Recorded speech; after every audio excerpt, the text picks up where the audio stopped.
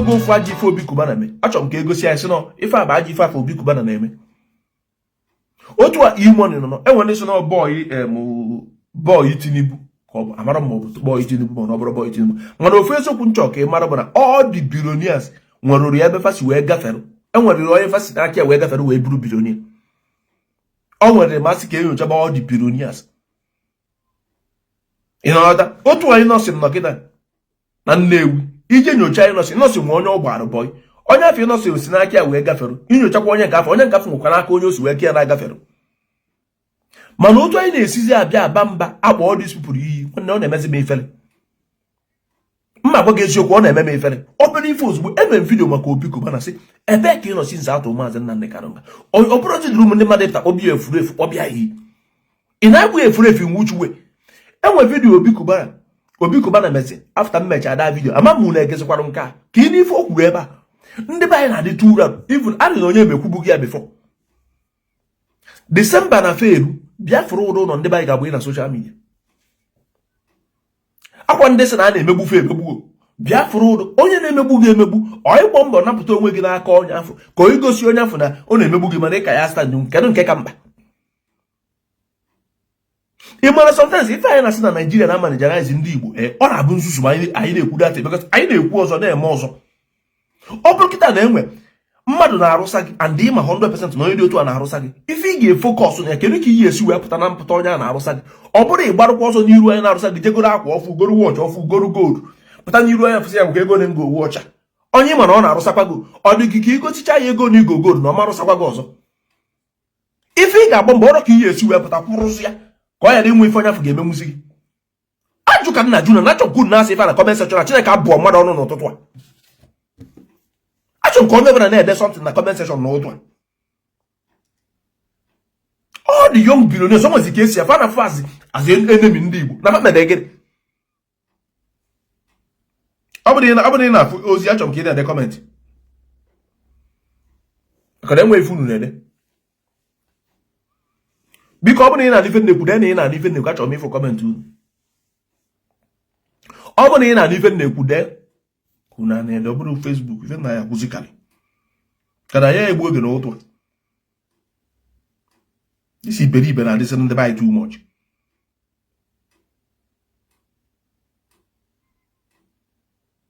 mba disi iberibe ọ na-adịsịrị ndị be anyị too much ọ bụrụ na ị na-anụ ife nnekwu dee na ị na-anụ ife nnekwu mụ na onwe m ahụ jikwu foonu ọzọ nwere ife na afụ kwụsịfụ ọ bụ ọsọ ofu onye na ebe this iberibe na-adịzi too much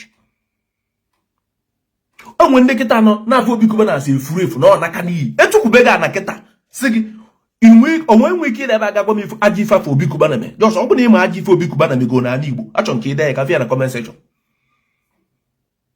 ọ bụrụ ọnwa aja ife ma Obi Cubana mego n'ala Igbo achọ nke ide ya na comment section si na aja ife dotu a ka Obi Cubana mego ma imoni achọ nke ide aja ife mmadụ na-aba akịta mego n'ala Igbo dee ya ebe a ka m fịa na comment section achọrọ m ka ị daa aja ife Obi Cubana ma imoni mego na comment section problem unu nwe bụ na unu enwere ike engage na argument ọsọsọ igbo iyi sọsọ igbo iyi ebe unu ga-adịzi active megharị arụ enwe onye ga-emegharị arụ na efe ndị Rivers steeti me ndị a na-egbu wee chụfati ekwu isi ebe a unu fere fat dịka ọbụkwa ka fabịa chaba ọrụ ife ji gbadogbo ndị Igbo mgbe bụ imechi ọnụ na-eme action and femechakwa ya na kpuo ọbụkwa becha ka datụbezi ọnụ femechakwa ya na kpuo after femecha ife niile fa na gbugokwa femecha ya ji nwe zoom na-arụ onwefa all result ife famesi ka onye ọbụla na-afụ ọ bụ na Obi Cubana na-arụ factory n'ala Igbo ọ bụrụ ife mere ị ga-eji wee kpu ya yi because it's not owing you ọ bụ na Obi Cubana na-arụ factory n'ala Igbo biko ka a ga-ahị ya it's not owing you Sunday a ga-akpọ iyi ma ọ bụ na fada arụ factory n'ala Igbo bifere ka ndị gọọmenti na ndị pastọ because ndị a bụ ndị natara ego ndị mmadụ nke ndị gọọmenti fa were ya by force nke ndị ụka bụ na fa ji brain gị na nnapụta gị ego apa individual nwere ego na da arụ ife ọbụla n'ala Igbo a ga-asị ma bịa nụrụ ọrụ ife n'ala Igbo not to insult them they are not owing you in any way one Obi Cubana is not in any way owing you and for the get in ebe fa ga-enweta the money back fast so if I ga-akọwara fa nwanne bụ nata na ife a n'ụlọ you You can't insult them na their money. We cannot insult them na their money. This guy na-akpọ Agege na-eme Ife University.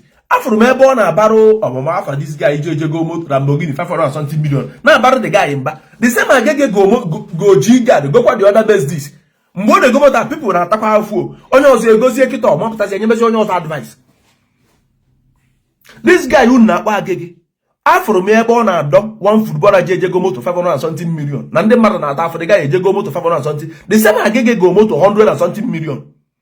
That 100 and something million nyawa juwe go moto ono nwere ike ije nyere ndị mmadụ aka mana enwe bụrụ nke Ejike moto e footballer Ejike 500 million nyawa condemn beg the footballer or condemn ro nke onwe I don't know that guy you juwe go that mess this that Agege go o carry that Agege why you juwe go that mess this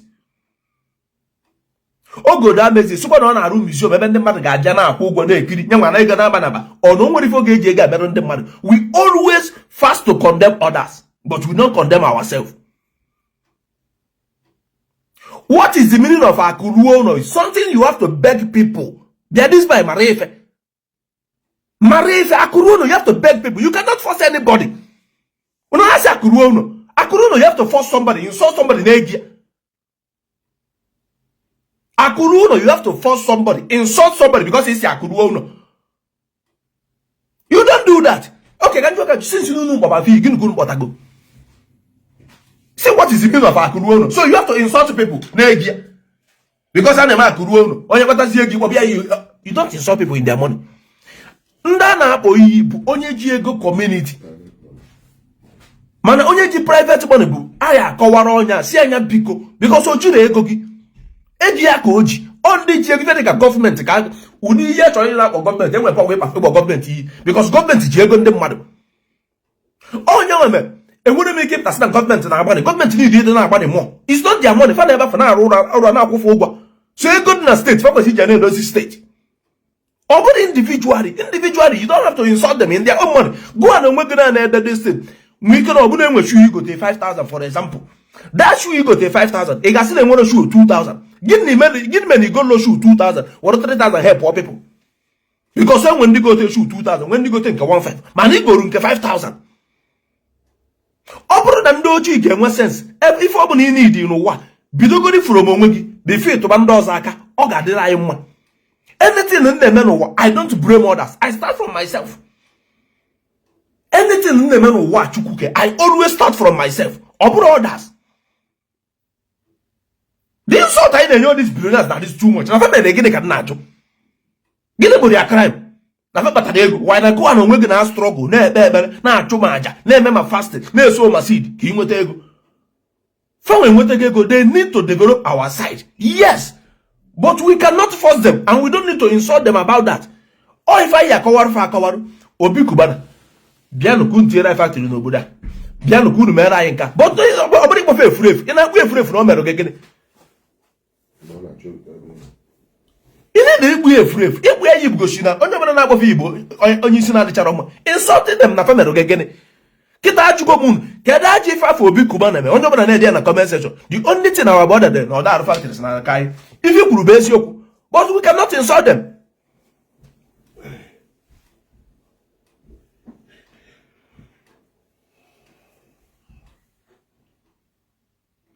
Genti can go out of it. You cannot force people like Obi Cubana to build factory. Only where power to force the government. Anybody Obi Cubana. Anybody now force Obi Cubana ban animal. You cannot force them. The people I wear power when again wear power to force the government time. Straight up is in here. In my governor, I wear power force that man. Because no government I go Jamia. But oburo individually na nọrọ na anaboku de politician patazi ego anya na eweru fi iwe o anyị ga na-etifa mkpu n'isi Obi Cubana bịa rụọrọ anyị company Obi Cubana bịa na men kedu otu but oburo ikpu ya yi it's not in any way oyi na any of us the same way it's wee gbambo ka ya nwesi gbambo wee bụrụ billionaire and o nwere ike ọ bụ dị plan rụ ịmakọrọ nwe ndị nwetere ego ka nke Obi Cubana nwete mana fe nwere ego tata do you know that? Imana Obi Cubana bido nwetebe 2,000. You know go ndị nwe 50,000 that time. but tata many of them na ya yo maybe fa pro no nke fa ofuma nye nwa pro nzi nke ofuma oduzie ka onwa aji fa committee but fa bu billionaire sometimes I don't get it man but also all this Igbo billionaire also Igbo billionaire gini ka fa mere gị what did they do to you ka iche na enwe imokode enwe ndị young boys ọzọ bụkwa billionaire self na na-emegharị dị arụ imokwa nka ife dị ka Mikere Obi self ama mokwa ife Mikere Obi nwere na Igbo billionaire ka ọ bụ eme investigation biko Obi kwesịrị ike Obi gobara wee nwe ego mana ọ kwesịrị ịkị ya onwe dịka enwetari ife a bụ ife ya yo these people biko ọ bụrụ ife a ga-akpọfe iyi enwere ife fa merụ gị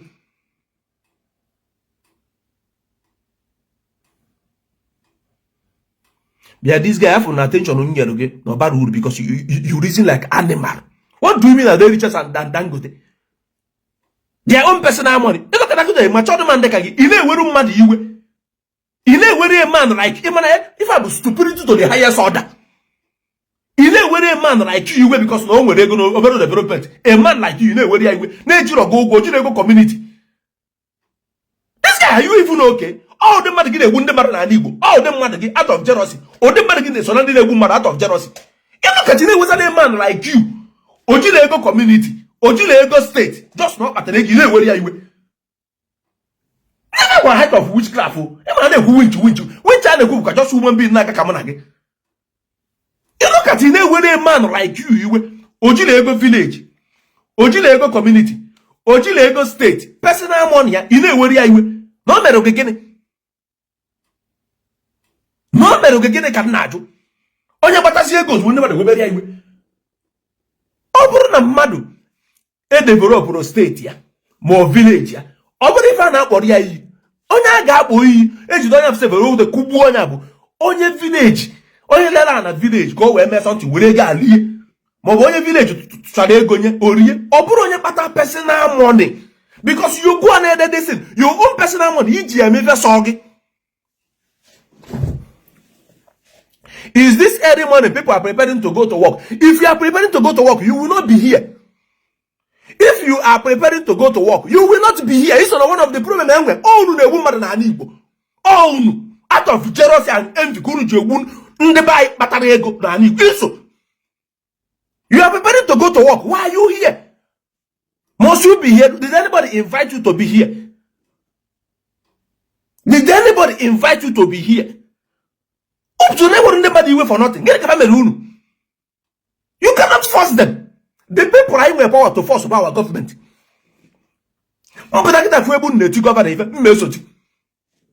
So to governor get a tifa na Igbo, man so tiba ade suti. Every other governor na Igbo. Mfu eba na eti na gafe amam ya wala nis. Because of our money.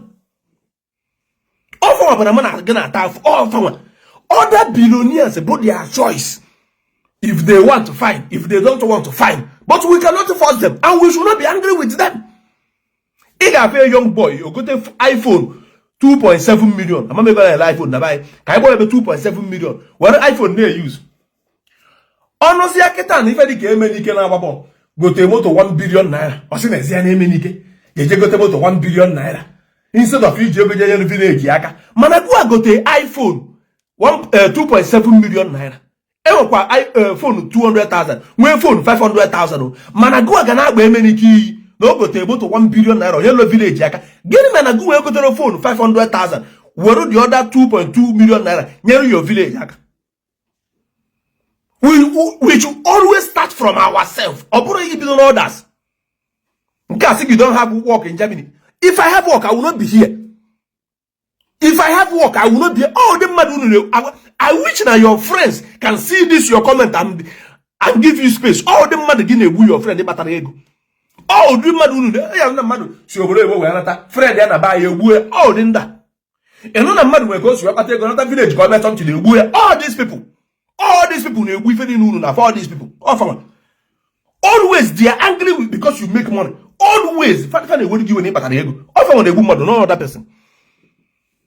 If you are not mad about a good man, Bani Mafia, I will difference Yana, one mother, no, Diego, but over a second. what have you done for me? What have you done for me? And what is you contribute to the growth on your. If I'm on your struggle, but the next thing I say, what have you done for me? Done for you how? For Jikoba, or responsibility on your. You only beg people. You don't demand for them to do anything for you. You only beg them. You only beg them. Onye mbo na ndị billionaire jiri na eweru fiwe. Billionaire do kwa akwara, ufara na eweru ewe. Onye nka kwa akwara enwe this guy na Nnewi. Ka esi for this guy na. Oh. Ona akona na South America. Una na eweru ndị mmadụ iwe for nothing. All this place ka this envy na eji egbu ndị mmadụ na abata. Onye batakwara na ege weberi ya iwe. Mana God nwoke na struggle kwa. Enwe go one of my friend n'obodo ka ngbu na ife ome. Ka nke ọrụ. This my friend go to a moto 15,000 euro. Emecha or the go to be Michael go to one jeep. That jeep is very expensive. This my friend when I come get a Zubakel we go to the jeep. Why na people na tough? Mgbe nkiti okucha. Nwesia you go to a moto 15,000 euro na Germany nanya.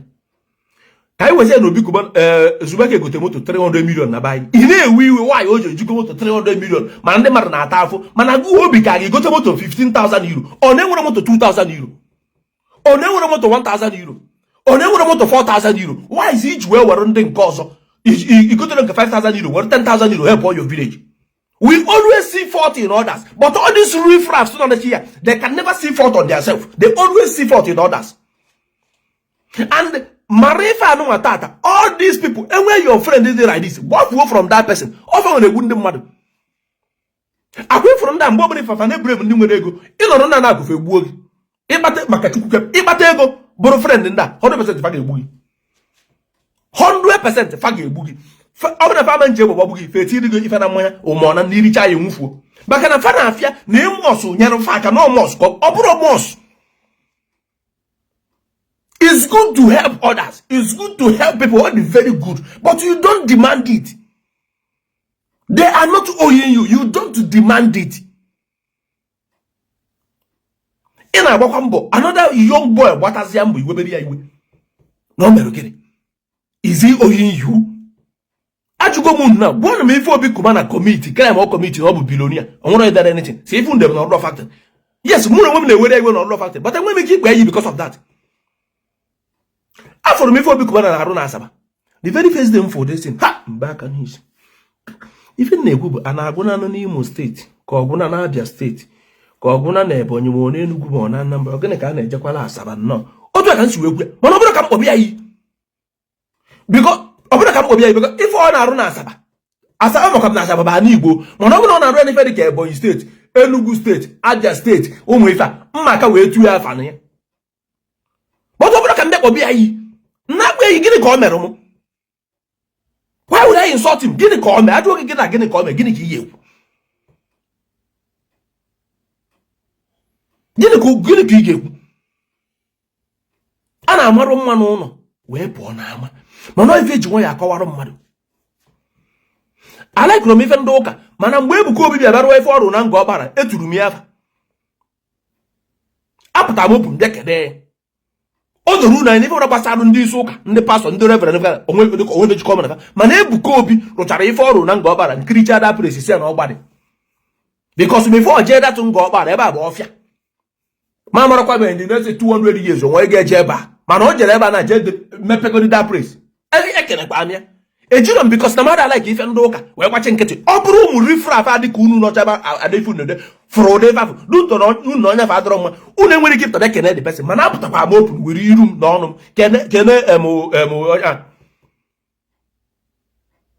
kene ya maka na ọ dịrị isi ọ bụrụ ọchọ jeruo n'obodo ndị ọzọ mana o bute ebe ngada nga ọgbara na Igbo bịa rụọ datị n'ọrụ onye me nji wepụta kene ya open unu ebe a na-ede eri na-ewere ndị mmadụ iwe for nothing.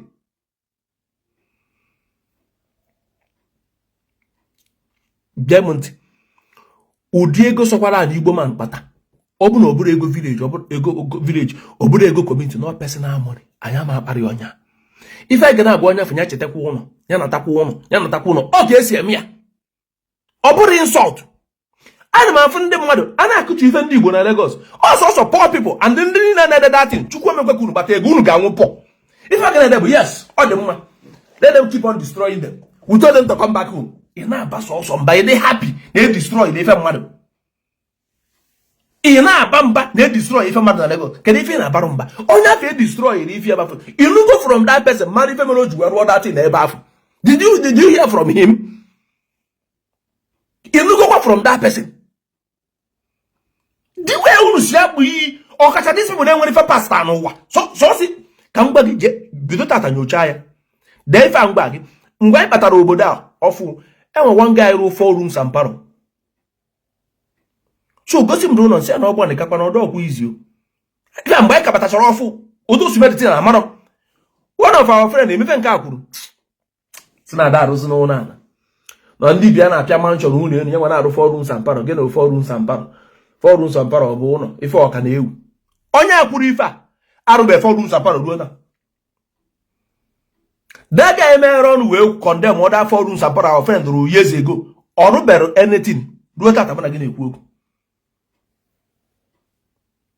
cheki ndị niile gị na-akụ ifere ndị na-emebe ọfụma ịgbana ya dey always happy with you but ifere ndị nke a na-enwere ego ajọ obi mechukwu mepecha nọ n'akụrụ sọsọ condemn ndị mmadụ kafa dị mwe nothing else ịzọ ya dị akwụfa condemn nwa gị eme nke akfa condemn nwa gị ịjụzi ebe onye ị na-condemn gịnị ka onye a mere gị onwere ife oge ikwu but ọ na-condemn the person I don't know how na ndị adị developer n'Igbo hear it from me I am not happy in any way but I can't come out and be insulting them because mmadụ jụọ m nke na-asị m these people nna akparị gịnị kafa mere m si na fa dị developer n'Igbo it's not an oruro m iju wee kparịfa oife abịa ga-agwafe Obi Cubana Igbo onye Igbo bịa develop obe nna gị imoni Igbo onye Igbo bịa develop obe nna gị oife a ga-agwafa ọ bụrụ mkparị ọ bụrụ na ene community land wee zijefa school wee nyefafe etinye na business wee kpatazie ego nke afọ anyị eji ochi wee kugbufa but ọ bụrụ ala na ife a bụ their own sweat mgbafa gbatara n'onwe fa we can only beg them not to insult them. You should stop this. If I ndụ amosu kunu nebi. Maka chifa bụ ndụ amosu kunu nebi. Onye nwere megwe enu mekwa ana. Ndị bilonia nkacha akwanyere ugwu na ala Igbo bife dị ka ịnọsị. Enwere izi ndị akwanyere ịnọsị n'ugwu. Maka na emegide kwu sef gọọmenti chọka ịnọsị mbupụ kọmpani na Nnewi ọjụ kwechiri ya na Nnewi. So idebe afa ndị Igbo bilonia isi dị mmụọ ọfụma na-agbasi mbọ ike to me. Ịnọsị ga-abụ onye izi mmeda afọ ebe a maka ọ bụrụ ọchọ o buru ya n'obodo ndọsọ mana ọ rapụrụ ya n'ala Igbo den ndị na-enọrọ n'ala Igbo ayịyọ ka ayịyọ bịanụ ka anyị dozie ebe anyị na-enwere oge edoziri anyị be anyị not to insult them. Imagine a riffraff na-enwere 1 naira na-akpọ Obi Cubana efuru efu na Obi Cubana mere gịnị Obi Cubana si from a poor home mpi o nwere ego imoni si na obi na-ajagure mgbe nwa megide kpata ego so na ife bụ their own sweat ife afa mgbatafa gbata na onwe fa you are a fool onwe ife ọzọ igede I am a fool onwe ife ọzọ igede there is nothing again unu ga-ama na-abụrụ ikpo iyi enwere ife ọzọ unu ga-ede na-abụrụ ikpo iyi ka ife ọzọ igede ị na-eweru mmadụ iwe onye akịta dere ife akịta nwe ike na obi na Abuja ma na obi ofele gụọ Plasma TV na-enjoy na party ya mana ka nkwa ndobere gị mere okoro ndobere okoro nwe nke nnekwu mana ọ ga-abara onye ọzọ mba emosi gị iwe fu ka mbịa were gị iwe another idiot etinyere ya like onwe ife ọzọ unu pasta enwe ife ọzọ unu dị mmụ ya so nwanna ajụ na onye ahụ ndị agwa m nọ ndị a na-egbu mmadụ na baị ịmana ndị ekwu n'une chebe egwu ka ndị egwu ndị a bụ ndị na-egbu mmadụ na baị benefit or not ọfanwa ma onye atidere ife ma onye adịka ndị a nwere hat igbu mmadụ ịbụrụ their friend ịkpata ego na-ewu gbuo gị ka m na-agwa gị all these people so ihe bịa chụpụ ya ha obi onwere omini ididoro ka gị na ya bịa kọba all those things ịnọkọta a matured man ị na-ewere another man iwe na o developụrụ obodo na-akpọkwu ya ma iyi na o mere oge gịnị okwu ka anyị na-agbafa bịanụ ma efe dị mma bịa develop obe anyị bịa ndozie ebe anyị ọ bụrụ ịkpọfe iyi ị na-akpọfe iyi gịnị ka fa merụ onye akịta dị eyiwe furu ka m gwụ na ife mere ekirichego m ndị ojii gọọmenti unu adị ewezi m iwe ka m kọwarụ gị obere ife onye akịta dey you a fool nwe ike na ogote watch last week 50,000 naira ka ogote watch tinye n'aka ya na-ege m ntị ogote watch 50,000 tinye n'aka ya last week ọ pụtazi afọ another person na-agote watch 3 million ofu ide kene ife onye jiri egote watch 3 million wanyị na ndị mmadụ na-ata afụ gịnị mere onye ejiri ego wee je help ndị mmadụ mana ihe ogote watch 50,000 tinye n'aka ya wanyị na-enwe watch 10,000 enwekwa watch 10,000 kama onye egoro nke 10,000 nwere 40,000 help all people ogoro nke 50,000 ego ya ru tinye n'aka onye nweziri ego igo nke 3 million goro onye fa bụrụ full n'anya mee investigation ndị a na-condemn people ka ife na that mfa na-condemn ndị mmadụ fa nwe na-emekwa ọ na-elu oki onye akịta gote watch 50,000 tinye n'aka enwegasị ndị na-ele efe ma ndị need 5,000 ma onwekwa onye ọhịa bụ ogoro watch 50,000 tinye n'aka gụwa goro nke 3 million tinye n'aka ịdị nzuzu n'anya gwa iji ego watch 33 million ife adịrọ ọnụ mma ndị mmadụ na-ata afụ ma n'ihi nke 50,000 nke 50,000 iyi gị menigolo nke 20,000 nke a sị gị yude Germany na ka you choose your investment in Igbo land arụ adịghị arụ adịrọ gị onye ọbụla nọ na Germany must nwee investment na ala Igbo maka na onwe nọ na Germany inyere ego ka ọ jebere gị investment akwa example send ya request ka ịbata na video ka igosi ya iru gị ka m wee gwazi gị ka m na gị kpazi ya ka nkata send ya request ka ndị chọọ n'ọmụ na woman bin na-ekwu na ọ bụla na animal send ya request unu na-egbu ndị mmadụ ịma na a na-ekwu unu na-egbu ndị mmadụ all this envy na-akọsụ gbuo egbu unu n'afọ envy enwere ife ọzọ na-akọsụ igbu mmadụ na-abụrụ envy ịnọrọ ị na-ewere mmadụ ibe gị na-enwere ife o mere gị iwe eniwe na-ewere ya igwe ndị ifu na-ewere Obi Cubana iwe karịa gọọmenti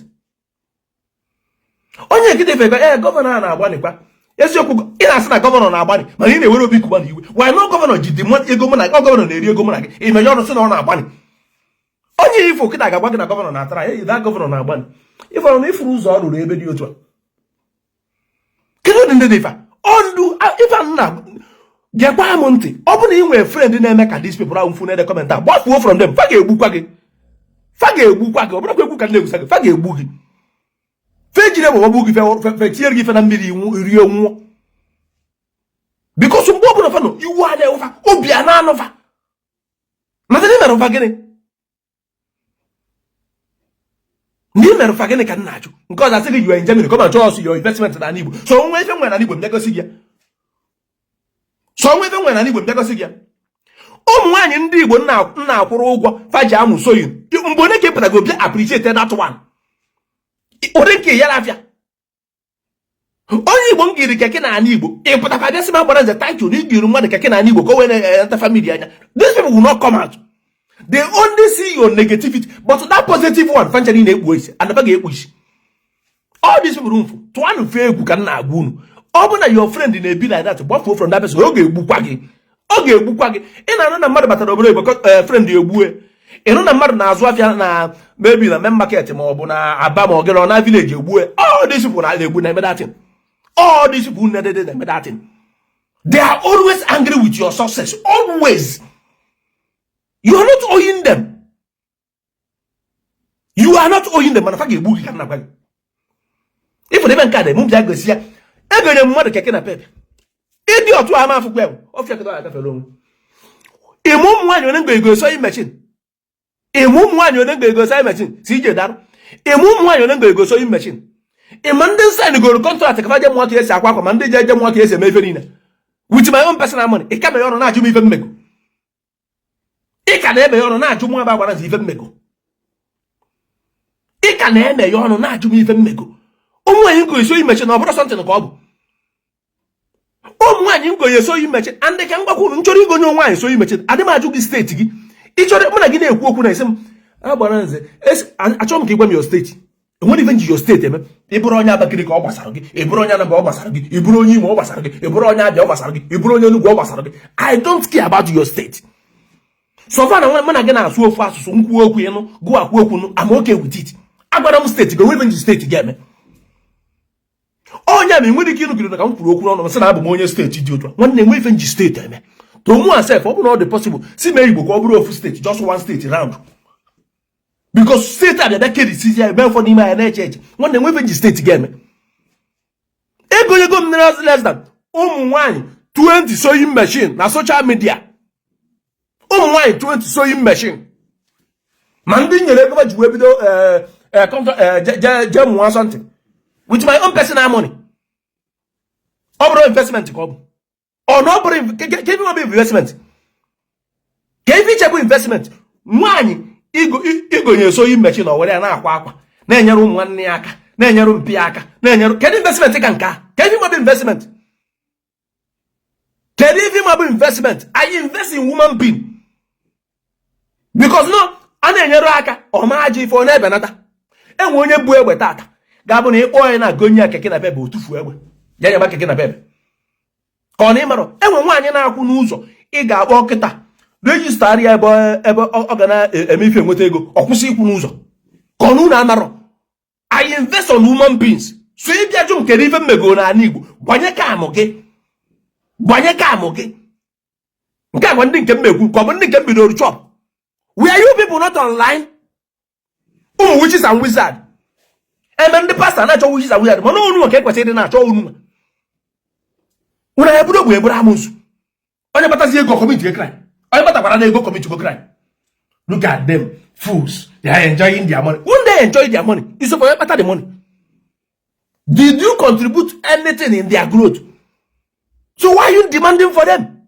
You can only beg them. What you say, or you can't demand. You cannot demand. Mmadụ ga-egoro phone, iPhone 2.7 million. Even can iPhone 17. Mmadụ ga-egoro iPhone 17 2.7 million, abe 3 million, ma ebe go na ya. Mmadụ ga-egoro ya jide n'aka. Echichi ọnụ na ife ka kelechi ife a na-achọ. Gote moto 3 billion naira. Oh, why kelechi ga-eji moto 3 billion naira? People are suffering. Why will they buy that expensive car? Mana go na onwe gị goru iPhone 17 3 million naira na-eji ya n'aka. If you na enwere phone 500,000 and people are suffering, you need to help them. If you kwara wano. Onye jụọ gị sị mbara ị like the phone, enwere reason iji wee go ya. So onye gote moto 3 billion enwere reason o ji wee go ya. Ife a bụ ọ bụ na ị nwere a friend nwere mentality otu a, gbafuo from akụkụ onye afọ. Enwere ike na-ekwesị na agbara nze na-eti mkpu. Enwe somebody ịma na-eche ife like this, gbafuo from akụkụ onye afọ. Ọ ga-egbukwa gị. Ọ ga-egbukwa gị o. Mana ndị egwu na ala unu anife nwanne anyị nwanyị bụ ọ ndị appreciate mgbe ngonye keke, mana ndị otu unu ga-afịa tufuo eri wegoro ngote keke mgba bunye mmadụ ka ọ wee netebe family anya, ka ọ wee netebe family anya. Ọ nwanne m ebute joma bana njem bịa gosi gị investment m na Igbo. Enwere m investment. I invest on woman being. Na woman being ka na invest. Ife ọ bụla mere woman being adị m oke egwuchiti. Because na mma na nye gị na ị ga-enye onye nọ gị n'akụkụ, onye afọ inye ya enyebinyekwa onye ọzọ. Oro mmadụ onye ma onye. Oro mmadụ onye ma onye. Onye problem unu na-enwe. Nya bụ problem unu na-enwe. Unu adachi igwe onwe unu eziokwu. Obi Cubana eme na video you offer so many times ma money man do with that in Fabia develop ola ya n'Igbo. Ọkacha Fabia anya I farm, but not to insult to them. You can talk to them as long as the man gwa but don't insult to them. And where your friend kpatara ego na arụ ụlọ sọsọ na Abuja, Lagos, inwe ike isi nna otu isi emefe na Abuja ọzọ kwa nwa bịa develop ona n'Igbo. Mana ọ bụrụ ka ikpọ bịa yi ị na-agwa ya oju go go decide na sọsọ Lagos ka ọ chọrọ dị na arụ. That's something you can do. Oju go ọ biko ka ya sị nwanne bịa isi ndị Yoruba onye nwere ụlọ na Igbo. Why oju bụrụ sọsọ ndị banye na arụ na Eko bịa ka anyị rụọ na Igbo. Iya gbanwe ya udefa all suggestion ka ị na-enye ya. Ọ bụrụ esi banya na obe efu na ọ mara ife na isi adịrị mma, gịnị ka ọ mere gị? Onye gị dara gịnị ka onye afọ mere ka nna some of ima a na-ajụ and ọ brain na akaba eji wee nụ nwaanyị echi nwaanyị na complain na di ya na n'iyi a na-ewe iwe nwaanyị a na-agbakacha ọnụ. Ịmana ụdịdị ọ nụrụ, ịmana brain of that husband. Onye bụrụkwara billionaire ọ bụrụ your enemy. Onye bụrụkwara billionaire na ọ bụrụgo your enemy. Ka m mecha video maka Obi Cubana, video Obi Cubana me una anụkwara ife okwu na that video. Jee gee ife okwu na that video. Ọ bụrụ unu adụrụ unu ekwu emecha nweta the video ya post unu kwụ ife Obi Cubana gosi gị na ife niile na-eme na famacha. Ife niile na-eme mana fama. Ịchọ ka Obi Cubana kwuo okwu mana gụwa achọrọ iwepụta iru gị bịa kwuo. nke gị bụ sọsọ iru ka ị nwere o nwere ife ị nwere akaụntụ sọsọ iru gị nkịtị ị chọrọ iwepụta bịa kwuo okwu mana ị chọ ka Obi Cubana were biloni ọ bụ bịa kwuo okwu mana gị achọrọ iwepụta sọsọ iru gị nkịtị wee kwuo okwu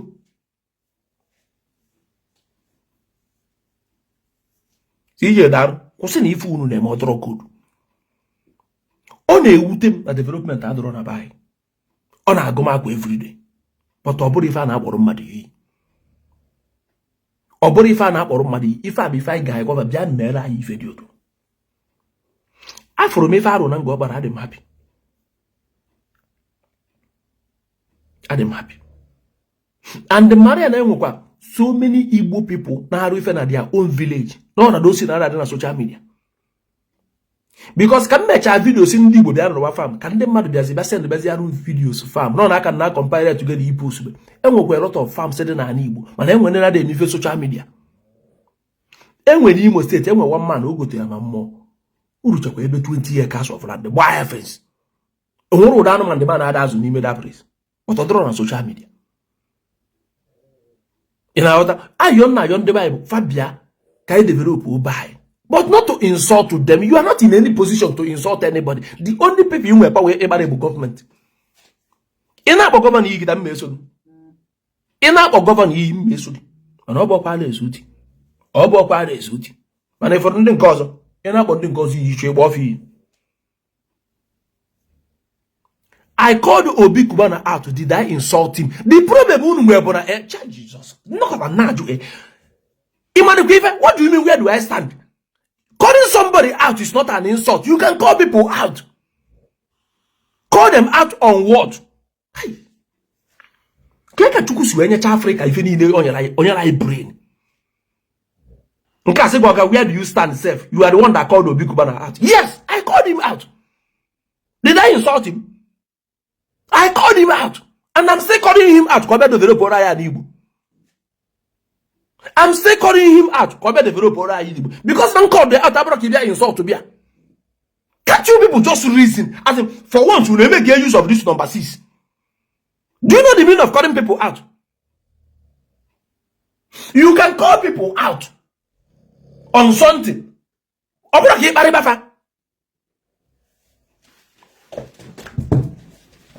Ego si bebe mkparịrị Obi Cubana na that video mmeghe 1 million naira. And ọ bụrụ igo soro m ya, ihe na survive this year. Moto ga-akụgbu gị this year, ma ọ bụrụ igo soro anyị ebe mkparịrị Obi Cubana na that video. Moto ga-akụgbu gị this year. Ọ bụrụ igo soro anyị ebe mkparịrị, maka ị na-asị kparị mmadụ, mụ ga na-eme video kparị mmadụ n'otu onye. Ị na-asị kparị mmadụ. Do you know the meaning of insult? Do you know the meaning of insult? I want to don't insult people. And in their comment, they get them broke. They need some people like you on my page. I can call people out. If I call people out, I can always call people out. But insulting them is lasting on them. Sunday, I didn't see the government. If we are politicians, when we get up with these people, because now if politicians and Dutch name or not go up when I am politicians and I buy not half. Young boy, you know, Germany, Galap, Germany, baby in Nigeria. Man, I'm more up on Nigeria, baby in Germany. So that one, politicians, the man, I don't know. We can only advise these people, beg them to come and develop our land. And I'm still calling Obi Cubana out to now. I'm still calling Obi Cubana out to come and develop Igbo land. He can do it, but I cannot insult them. E-money, I'm still calling them out. And we're big factory after E-money. As soon as on have e-money, never ejamwe and oboda. Or their own personal house. Personal house of madam. A question didn't let anybody wear personal house. Congratulations. Only person never congratulations on a normal ground, but only help with the community. Only help what community get because it may go something people benefited on. But your own personal house will be your house. Nobody know they watch it, they are watching. Your village people cannot go there and stay.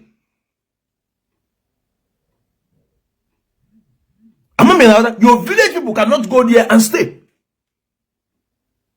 So for us to develop Igbo land, I be no good know why. Otu ye no keta. Ine na cho onwegi. Obuno ajaduna abiki ye nyenwego every month. Ine enyefa.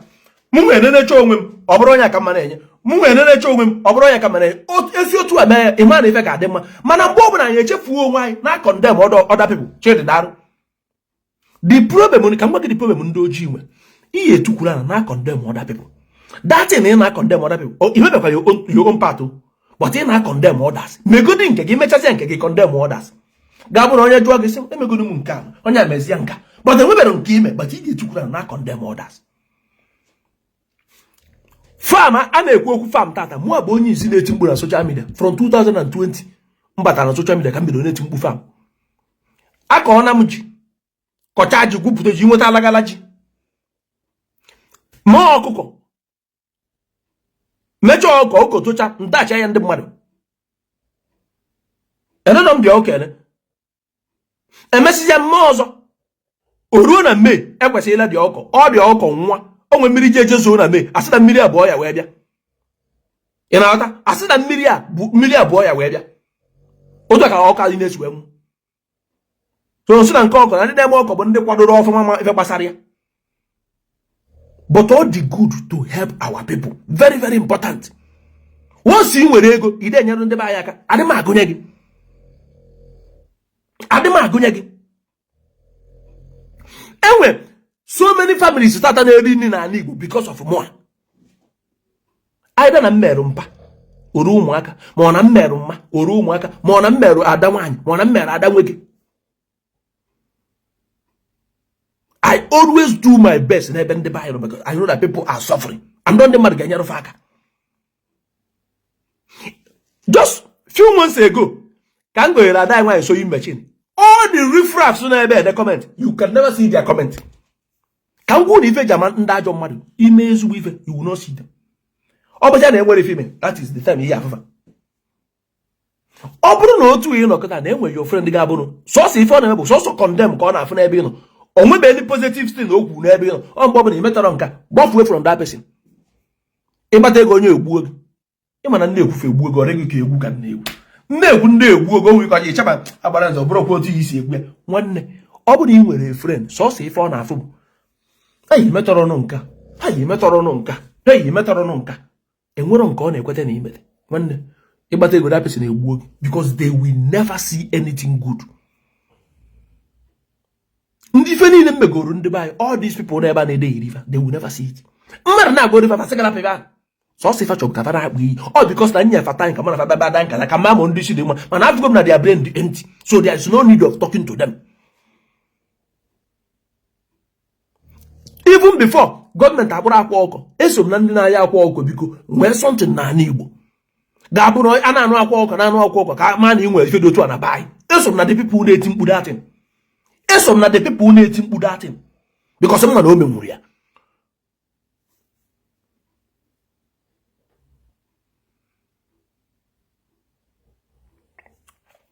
Nwanne esi na-efurubere onye Hausa ma ọ bụ onye Yoruba na-akpọ ndị dị ya bilonia ka ọ bịa develop nke a bụ eziokwu mana anyị nwa ga na-akpọ ndị awa bilonia because anyị na ndị Hausa abụrụ ofu. Ịghọta anyị kwesịrị ịdị na-agbapụ mana ọ bụrụ ịkparịfa akparị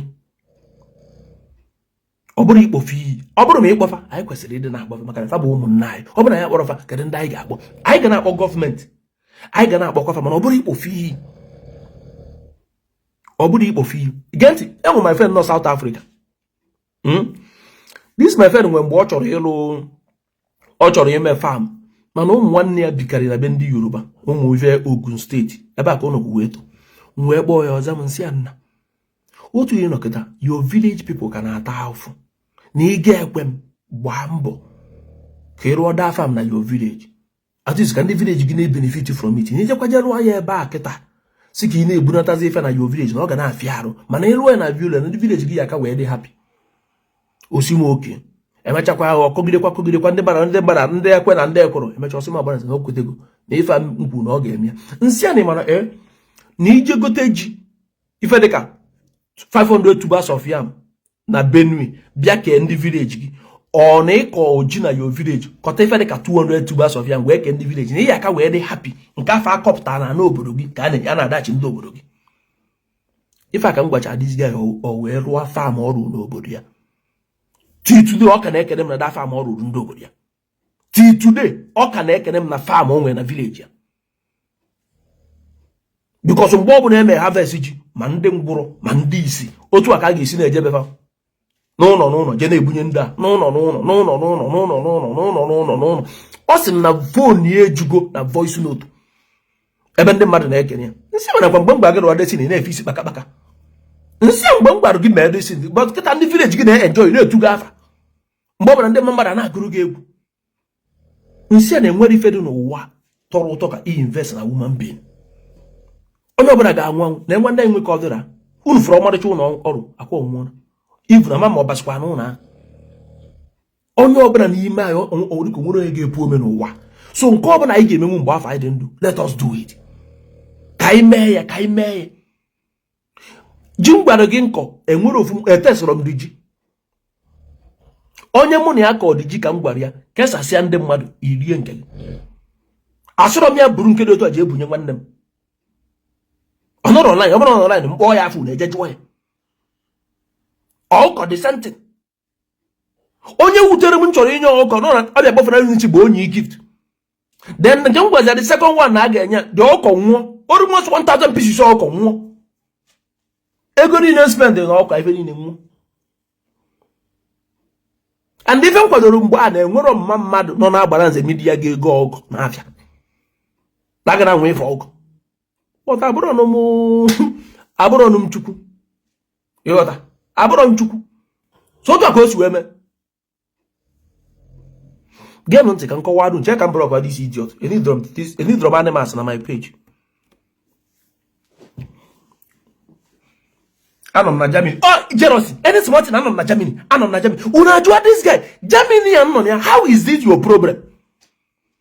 Gị na mmadụ kwere ọnụ sịgị nọ na Germany. Ịkwa akwara mmadụ sịgị nọ na Germany. Ịkwa akwara mmadụ sịgị nọ na Germany. Kedu ife gbasara Germany na ife na-egbu n'ụtụtụ a? Ife ọrịa ngwe nọ ndị na-egbu mmadụ. Jugodi na onwunu kedu ife gbasara this guy na di Germany. Okwu ya na nwere ka ya nọ na Germany. Kedu ife gbasara Germany? Nọ na Germany on pebble na Germany. Germany obodo m. Germany nwere ike kwinte echi sure foreigners na mburu akpam natara. Ọkwa akwara sịgị nọ na Germany. O meera no sịgị nọ na Germany. Kedu ife gbasara gị nọ na Germany? Is Germany my home? Una sị m na onye ama mgbu mmadụ. Esi m na ịbụrụ friend onye nwe ego na-akụ ya na ọma mgbu gị. Isi m na onye akịta na-aza distance na page na inwe ego echi na this person na-aba egbu gị. Ajụ ka nna jụ mana nna agwụ adịghịzi bụ na esi na o ji wee gbuo enyi ya nwoke nabatara ya n'ụlọ because na ipere attention to that your friend. Ka m kwuru enwere my very good friend mgbe m nọ na baị ejem South Africa. Na South Africa ka njem mụ na daga ya kwụsị ikwu okwu na phone. Ịma why? Eru m na South Africa. Tinyecha nọmba kpọọ the guy na phone. Si ya nwanne ha afa. Ọkpọ m afa. Ipugonu. Nsa were nụ nwaanyị keke m na mapụgo ka ikpe anụ nkata na. Ipugonu. Eji wee pụọ. Nwa si ya ewukwa n'iwe. Eji ngwa ụgwọ. Ọ sị na ọbụla ka na-ekwu mana m apụgonu. Ife a bụ sign. Red flag. If something like this, gbafugo n'ụtụ. If not the person egbuo gị. Ijiri onye afọ ụgwọ. Ijiri ego onye afọ. Nọ na ịgwara ya wee mee travel bụ problem ya. Nọ na ị kwesịrị egwu ya. Ọ bụ na njigo ụgwọ, ma esi na njigo ụgwọ wee pụọ. Ejiri ngwa ụgwọ. Nwa ka na-azọgodi ka m ka nlugoro ebe m na-eje. Mụnwa na-achọ azọ ka nlugoro ebe m na-eje fes. Ọ na-ewe iwe. Ọ bụrụ onye bụ ezigbote mmadụ. Ọ ga-adịchacha afere abịa isi gị na ịgwa na ka eke isi wee je ọ ife a ga-eme nke ọma ma o etinye isi nke a bụ ọ na-enwegodi iwe na ịgwara ya agba. Iwu ego dị bụ na ịgwara ya na ọ bụrụ dị ka ọ dị hapi na iruo na ka amarụgoro otu enwe esi wee je ọ na-ewe iwe na ịgwara ya. Achọ m kwunu ghọta otu ụwa si arụ ọrụ. People who hate agbara nze na social media ba na evil people. Mgbe sọ bụ na ịfụrụ onye ọbụla sị gị na o hate agbara nze ma na onye a bụ ajọ mmadụ. Enwere onye isi dị mma kwesịrị ihe eti agbara nze sọsọ ajọ mmadụ maka na nna akwafa nke bụ eziokwu. Mgbe sọ bụ na ịfụrụ mebi ebe post picture mmadụ ada afọ na-ede ajọ ife mara na onye a bụ ajọ mmadụ jụọ ya kedu ife m mere. Ka eri kọsụ ime eji egbu mmadụ akwa dis mentality mere eji egbu mmadụ. O nwere ego onye rụrụ m aka iju onwe gị ịkọntributu na ndụ onye afọ tupu onwe ego. Onye mere ife ụmụ nwoke ụfọdụ onwe ife na-ekwu maka ụmụ nwaanyị na-ewe m iwe. Fafta fashion ụmụ nwaanyị bụ sọsọ ego kafacho. Enwere so many girls so standing so many men today in our community. Akwa ife ị gara na our community ị ga-afụ some men standing all nwaanyị stand ever.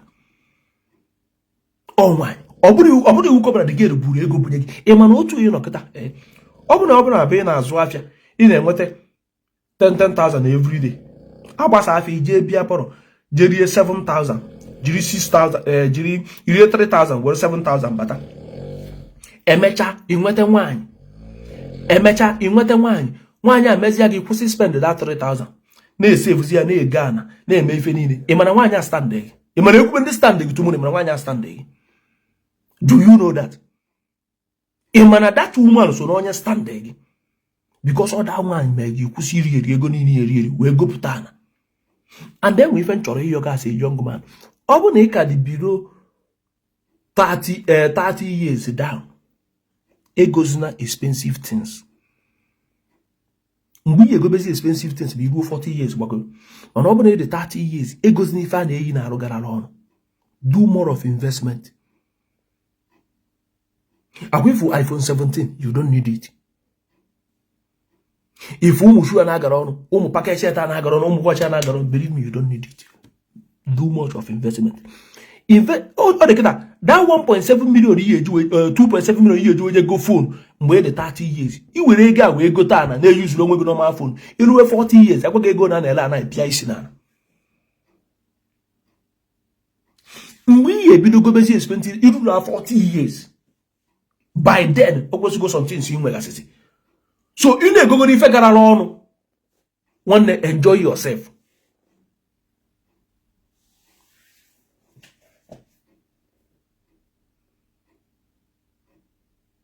Ị na-aghọta ka m kọwara gị enwe mgbe ka m gwụrụ ofu mistake mme 2006 ka m gwụrụ ibe nji egwu n'ife out of experience 2006 egote m enwe sam Nokia a na-eme otu a Nokia 2 isi ime otu ịtọn oyi otu a that phone pụtara ọfụ njegote that phone ebe 65 to 70,000 naira na 2006. Listen to me, 2006 or 2007. Either 2006 or I can go to that phone 70,000. And when my friend the bottom say my brother, why you do go phone? Say I'm like the phone. The boy I said na one mad gwara ya na asaba. And 80,000. Ko je go data na mu je watch phone na. Eje kwa mebe watch the phone those people ojo. So na me eto go the phone na me use mo agbazi yankiti. That my friend we to ego we je go ta na asaba. 80,000 na 2007. Mo je go the phone. Data na my friend go te. If I na na asaba kita chukwu no ku 180 million naira. Ego de ka deru 180 million naira. Mana mu ewerugo nke ebe tufu phone na self amarom. Ebe tufu the phone, I don't even know. Auto the phone to maybe even tufu ya amarom. Mana my friend were nke ajego tana.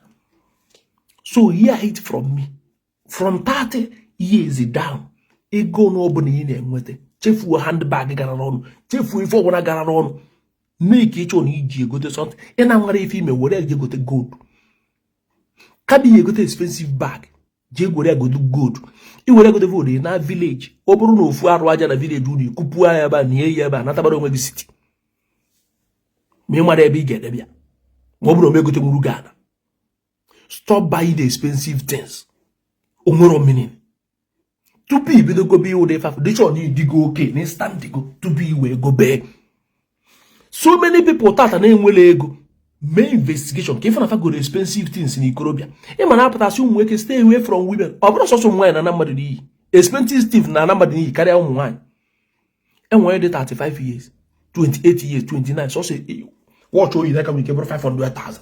Oyi issue or men nke dị otu a. Mgbe afọ ọ na-eme ya enwe na-eme investment. After 20 years onye nke na-eme investment awo big man. Go nwe kana struggle kwa. Ijusi onwe gị ebu m onye azọ wee fube ego. Yes, mgbe ị na-afụ nnekwu ego ị na-ege expensive things a na-afụ gas onye na-akụ akụ nya nwere onwe ya na-afụ obere na-invest obere afọ ọ na-afụ. Onye ma ihe afọ ewu man ọ na-use iPhone 17 ọ na-ebu Brazilian hair 500,000 ọ na-ebu handbag 300,000 since ị mara ya so otu aka ọ na-eme ka ị mara ya otu aka ọ na-eme mana enwe ka mmadụ si wee ya arụ na family ya ozugbo ọ chọba help. Maybe mother ya 5 million or chọba help. Ị na-ajụ onwe gị Mana onye na-afụ ego since o just na spend ya on herself. Na-ege expensive things. Instead of ime investment. Enwekwa nke a na-eme na kịta na bank na bayi amako na bayi na n'iyi. But enwe nke a na-eme na bank ndị bank niile na-eme ọ dị ka ọ maghị otu esi eme datin a na-ewere that money after 5 years. And when they save 10,000 every month, when they 15,000 every month, when they 20,000 every month, J your bank. Ke you go fan ke fa na-eme ka iso save bia. Ego kita 10,000 every month, for I say 10,000 every month a year 120,000 be ego. Yes, 120,000 aburu ego. Onya fukuru that thing. Nya from January to December, je kuru go dey say 120,000 onwe kwa catch. If I'm not going to be best thing you get better onwe. If I'm not going to get best thing you get better onwe. Moi que essayer invest obere. Moi que essayer invest obere. O moi na go kusiana. E nwere ka madu deceive oge na nwanya ade gana. Anwakwa na anwa n'enu ụwa. Gwa gị na nwanya, ka madu gwa gị na nwanya ade gana ka ị ga onya ntị. Ebe nwanya ade nwana bụ na village ya, mana nwanya ga-ego nwana na city. Onye ọbụla n'oge na-akọsị gị na nwaanyị adịghị Ghana ọ bụrụ 2 by 2 nọ pịa jie the person n'ụkwụ. As a woman ego avị eju ego Brazilian here enwegasị ndị steeti enwe nke eju ofesa akụ na-ele enwegasị ma na-ele 500,000 ma ndị 600,000 jee ebe a jee tụtụrụ ofu. As a young girl na-ebido mbọ jee na Odozie steeti iru igoro 1 plot debịa. Anwakwana anwa ka mmadụ gwa na nwaanyị adịghị land jegoro handbag 400,000 fụbosi ofu idiot a na-alụ gị ya na baị. Nwaanyị na-enwe investment. Ọ ga-abụ ịnụ adị isi dị mma mana aka esisiri ya ike inwe ike ile 1 plot na-ewere bido something. As imu na so many women stand in in our community. My grandmother na my grandfather bịakọ together. Bụrụ mmadụ. Onye mụta my mother na mpịa bụ ọgaranya fana bugidere ọgaranya wee nwụọ. Chegori my grandmother ije visit ye my grandmother na my grandmother enye gị ego. Ahụ gbasịkwa na my friend je visit my grandmother agadi nwanyị onye ahụ ego my friend na-abọsị kere oge my grandmother. Nsi ya yes. Because my grandmother bụ nwanyị ndị na-atụtụkọ my grandmother nwanyị ife agabụrụ epụta fụ nwanyị ka nka otu ụtọ na-aga na-asị gị ka ime ịbịacha abịa kene ya ịchọrọ ya na ọsị gị chọrọ ọgbọba n'ime rum je weta ego bịa sonye gị ya n'aka. My grandmother nwa be almost 90 years ọ na-enye mmadụ ego enwere ka ije visit my grandmother ka ya ịchọrọ ịsọntị. Agadi nwanyị onye mụta my mom ọ bụrụ mbọ ya na di ya gbara onweva. Ọ bụrụ mbọ ya na di ya bido n'ụtụtụ wee gbara onweva. O nwere ike otu ihe nọkịta enwe 1,000 mana ego na-abata gị aka. Ọkacha ndị na-enwe nweta ego everyday ndị na-arụ ọrụ aka na-enweta ego everyday make sure na ị na-invest. Otu eji ofesa akụ na ka ngwuru ka esi eme ka mbunye gị uju. Otu a ndị a na-emefe estate nọ bụ the best people ihe gaa na n'akafa. Wanda na-eme ife steeti ka nkọwara gote esi ego ana n'akafa. Famụrụ onwe fa na-adị alụ ana so achọ nke iwerekwa alụ ana na-esofa ka m gote esi eme. Ka anyị nwee kịta na onye steeti bịa gosi ya na ọ na-ele na-ege m ntị listen to me. Onye steeti bịa kịta gosi gị na ọ na-ele 500,000 and if ị nwere that particular time bụ 300,000 and iche goro onye bụ onye dị trustworthy ijekwuru ya si ya na 500,000 mana ijigoro ya jidegoro 300 da ka ị gbaa lịtazi ya ego commit na anya. If you don't nyere 300,000, the only thing dig in is that time okay put 200,000 and they got kucha nwe. Mana ọ bụ na isi, hey 300,000 ego ezu ọkwa o. Hey, kedu ife mmemme keta can save tekwuo before you save the 200,000 you get that 300. Mana I were ya commit the person you receipt debe if na ya kwụta bụ 200,000. Ime ife na gwa gị na-esi ya ihe nwana. Ọ bụrụ na ị nwere ana medicine na gbagaba na-esi ị ga-enwe ana. Mana esi ana 500,000 eji 300. Okay, ka nlapịa ka mgbagharịta kwuo mezuo ya. Ofu ụbọchị something nwe ike mee. Hai, In fact, you will go there use mgbe ga na ka ihe ga na n'ime egbu onwe gị, you spend the money. Man, ọ bụrụ i were 300,000 na commit the person or for the 200,000, ị ga-afụ na ị ga-agbagharịta the 200,000 nye the person. Inwegokwa ana. Mana no nwere ana igo tata 500,000 echi ka na abụrụ 400,000. Sọsọ mgbago ka na agbago agbatuta. Mana akwa afọ ihe ego, handbag afọ ihe ego, isi afọ ihe ego ụbọchị ọda. Bọta na afọ kama ọ na-agbago. And they may have some people organize. Can go give some people organize. Unu furi fu obi kubana na haru na asaba. Eba fu obi kubana na haru datin na asaba. Ina nyi fu na eba bi ime ofia. Ne nwuru no de eba achacha. Enwe ike obu na o nwere ana.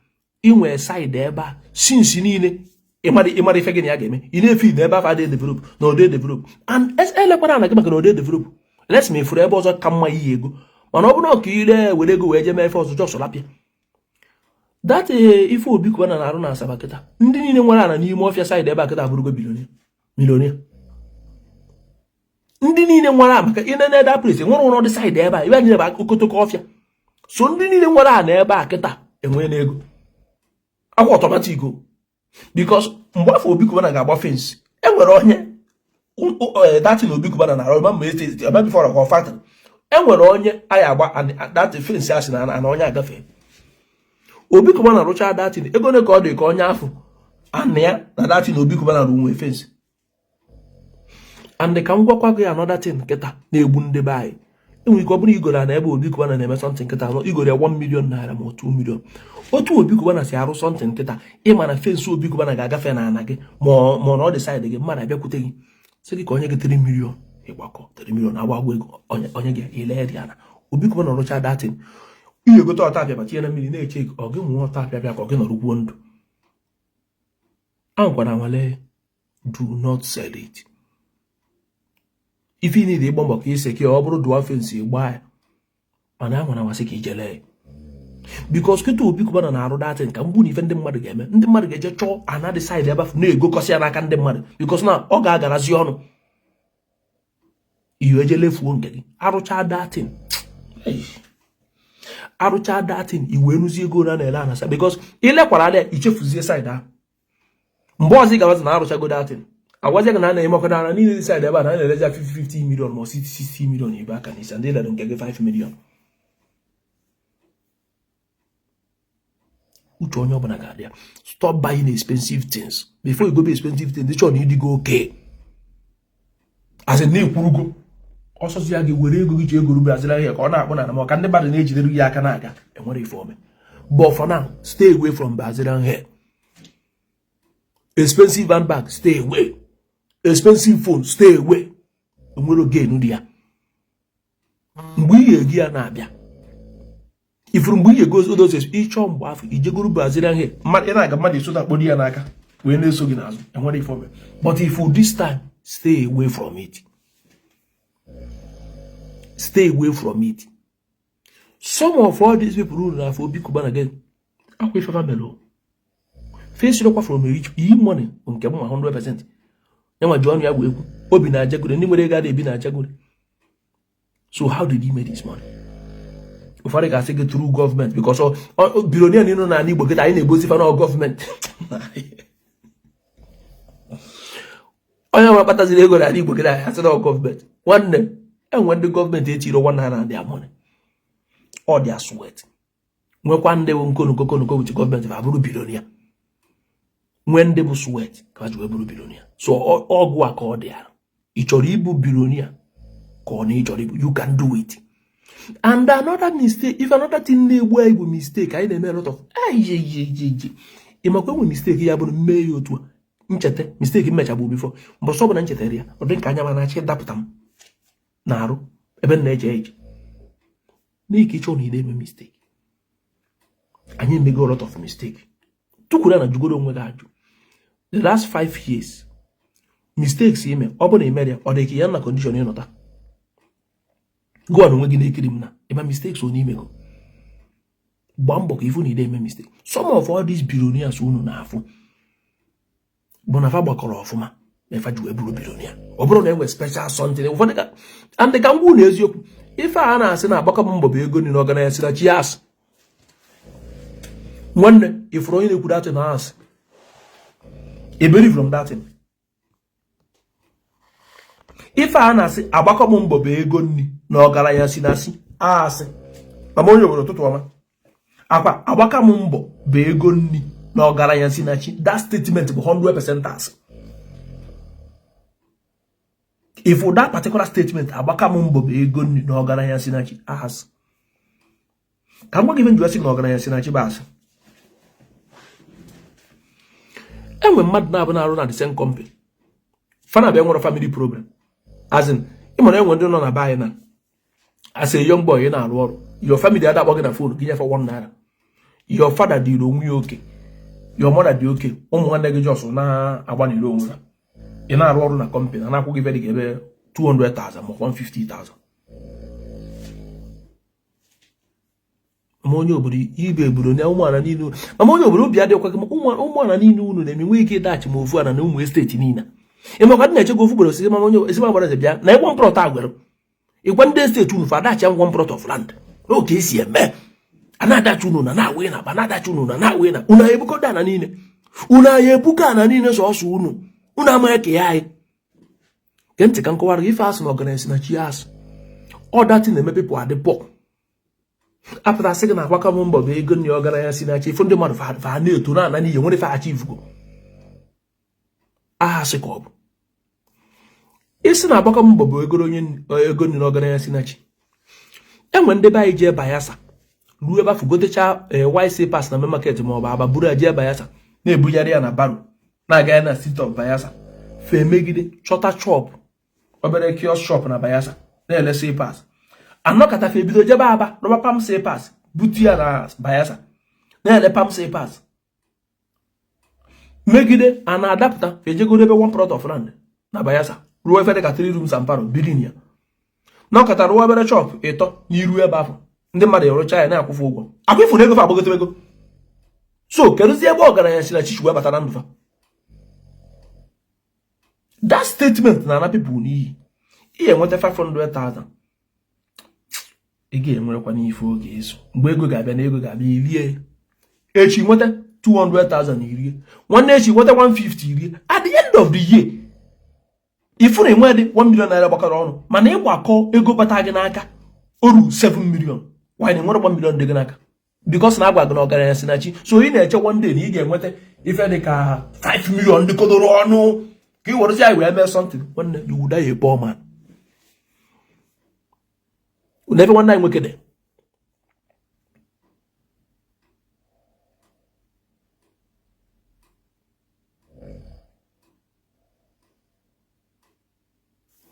Never one night we go there and 50,000. Edo State. And at easy gonna rough. Even I'm not going to and with so many mistakes in may go. Over and never name a mistake and I be a quiz you. Won't give you could never a mistake. And I'm not even here. Apụta asị gị na ọgaranya si na chi otu one because na ị nweta 20 million enwe onye ga 20 million na ahịa n'iyi and ka ngwa ọ bụ na otu ihe nọkịta na 200,000 bata gị n'aka enwere ife iji emepụta mmadụ nye gị 50 million nwere ife ihe eji eme bido tata nna agba gị gbaa mbọ ka ịfụ na ị na-eme savings ejezi na-ege ife gara ọnụ nwere meaning. iPhone 17 ịgbarụ ka isoro ibe gị wee yuzuo iPhone 17 nkịta afa na-eyuzu iPhone 17 next year iPhone 18 after bụrụ old one n'aka gị mana ọ bụ na ịkpata gị ego gekwa m ntị o ọ bụ na ịkpata gị ego icho egoro iPhone 20 ị na-ajụ m onye na-asụ na enyi nwoke si America bịa enyi nwoke si America bịa ya na ala ụra na be m na-eme mkpọtụ ebe m na-eme vidio ọka ndị America si eme mfa na ala ụra ọka ndị America si eme mfa na ala ụra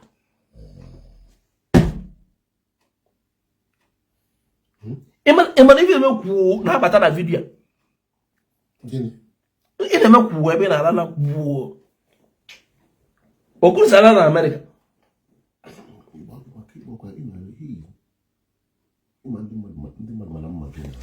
abịa ihe butu n'ịgba pụọ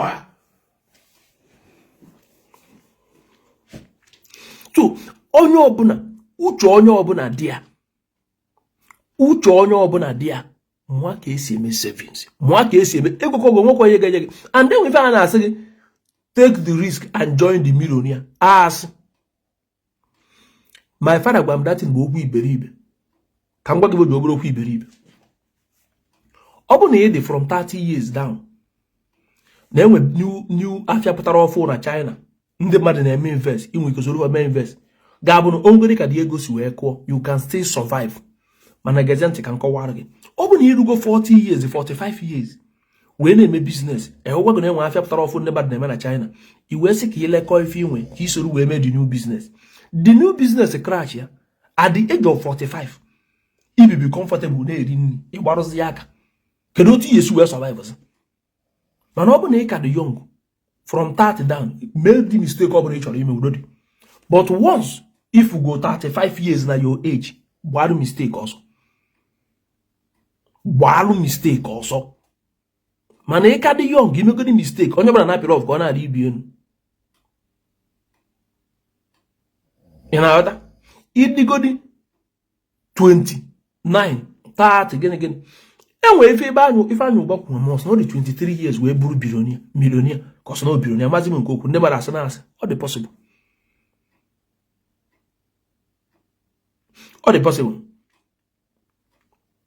possible o site ụdị ego ọ na-enweta and otu o si invest ya na your village biko onye ọbụla degoro ego na-ele ala na village ya kịta mụ na gị na-ekwu degoro ego na-ele 1 plot of land na your village ka m wee kọwara gị something onye ọbụla na-ebe a kịta degoro ego na-ele 1 plot of land na your village ụmụ nwoke onye ọbụla na-ebe a de ego na-ele 1 plot of land na your village ka m wee gwa gị ife nchọrọ ịgwa gị na ka iwe fụ na ọgaranya esiro na chi de ego na-ele 1 plot of land na your village kịta mụ na gị na-ekwu ka m gwa gị na ọgaranya esiro na chi anyị na-eme onwe anyị eji asa gwa mara gwa m na ọgaranya si na chi na otu onye de ego na-ele 1 plot of land na your village ọ bụrụ na ị chere ịda afa your village just de eru m ego na-ele 1 plot of land na your village kịta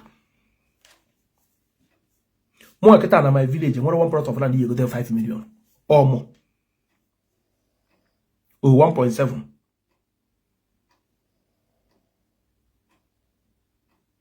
100,000 ka mmadụ dị nwebe ka na-ele 1 plot of land 100,000 kịta nwanne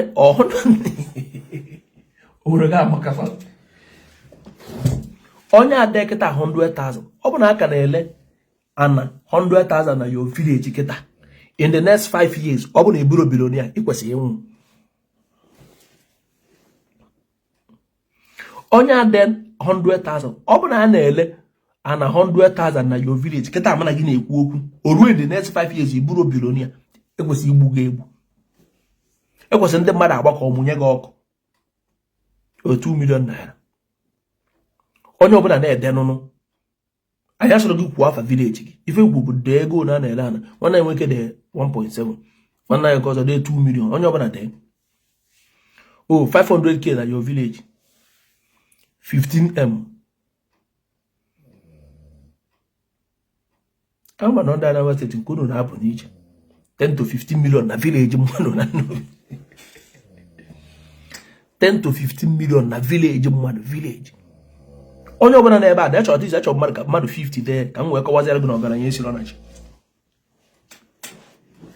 5m onye ọbụla na ebe a dee ka m kọwara gị na ọgaranya esiro na chi na anyị na-eme onwe anyị we are the problem to ourselves amarachi anọ ya onye ọbụla dee n'ife a n'ife a very simple something na-enwere ife ọ ga-ewepụ anyị n'arụ dee ya nweve nchi ịkọwara gị kwunu fụ na anyị bụ nsogbu onwe anyị enwego ndị kwesịrị ịkpata ezigbo ego tata mana fa akpatara ego ịfọfa aka na strong mana fa nwere opportunity ịkpata nnekwu ego ndị nke village ba na 10 million kịta ndị nke agbafere agbara nze you never marry do you want to marry me do you want to marry me ọ bụ na ịchọ ịnụ mgbe m na ị chọrọ ịnụ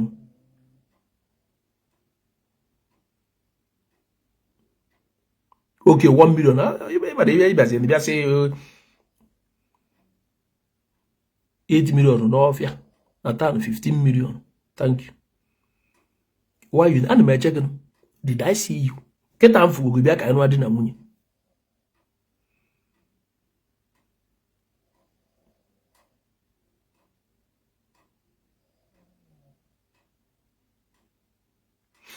Genti onye nọ na village na enweta 100,000 kịta bụ onye ike adọrọ. Adị m ekwu okwu ndị mmadụ maọbụ ndị mpaghara. Any young man nọ na village si na ọ enweta 100,000 ike adọrọ onye a. Onye ọbụla nọ na village si na ọ enweta 100,000 hear it from me, ike adọrọ onye a. Ịma na ndị mmadụ na-eje akpọta ndị Hausa bịa na-asụ ọfịa na your village. Ịma maka ifo young boys nọ na your village enwerekwa ego mana fa na-efeel too big ije sụọ ọfịa weta 20,000. Enwere some eziokwu anyị na-agbara ọsọ ikwu kirie village niile nọ n'ala Igbo ndị Hausa na-adị asụ ọfịa ebe afọ. Ọ na-enwere young boys n'ebe afọ na-enwere ife na-arụ. Ị ga-akpọ onye Igbo ibe gị na-enwere ife ọ na-arụ sị ya sụọrụ m ọfịa ka onye gị 30,000 ofirie mụnwa ibe m na-arụ manshọn na-agba ezigbo moto ma abịa na-arụ mara 30,000 ka nje sụalụ ya ọfịa ọjụ. Akpọ onye Hausa sụọ dị ọfịa. Echikwa onye ọzọ afụkwa ebe ọzọ a ga-asụkwa ọfịa o je kpọkwa onye Hausa. Ọ bụrụ na ị na-arụ 30,000 sụọ nke a inwegokwa 30,000 and all those time onye Hausa na-asụ dị ọfịa gị wee nwekwa ife na rijọs food aka mebi na ọ na-abịa para mmadụ ego ego mbọtụrụ na ahụ na ọgaranya si na chi na ụmụ kirikiri ego. Mana jee mee investigeshon ka ịfụ na ndị afọ kpatara ego na village unu before sụ data ọfịa o ruo tọn gị kwere asụ si na onye ọbụla na village ga-enwe 100,000. jee chọọ ndị billionaires na ma ndị billionaires nọ na your village farmers sụ data ọfịa o ruo yo on tọn kwere asụ ya ili too big. Nne darụ o ruo na tọn nke gị too big ma ndị mmadụ enwezi ego tata. Ibe na ala Igbo ọ dị young boys a na-egbu mmadụ na-aga dị bụ too big ma fa ji egbu mmadụ fa chọọ ife ga-alụ fa na-efil too big fa ya asị enezianụ bụ iro 20 something years na ema nchọ na ọrụ onye nke a na-asị m ji asụ ọrụ ya fịa ka onye m 50,000 nna jebegoro ọ bụrụ ụdị ife aka nidi nkịta ọ bụrụ ụdị ego a otukwuru na bịa bara enye agwa mbọtụrụ na nwere esepụsị ga na-akọfusi akụ. Jee kirie ndị nke a kpatara ego ka ịfụ na those ones rụrụ ụdị ọrụ a mana gị nwee ekwela arụ ya gị nwee ekwela arụ data ọrụ onye bụ your problem. Idebega aka otu onye chụbara nwaanyị ịchụbago nwaanyị ịkụbago ibego ọmarịcha akwa ya na-efiri na ka ndị mmadụ fụga ebe ị na-asụ ọfịa ya bụ the problem. Ị chọrọ ka ndị mmadụ fụga ebe ị na-asụ ọfịa ma ọ bụ ebe ị na-ebu mesị and iji okwa ego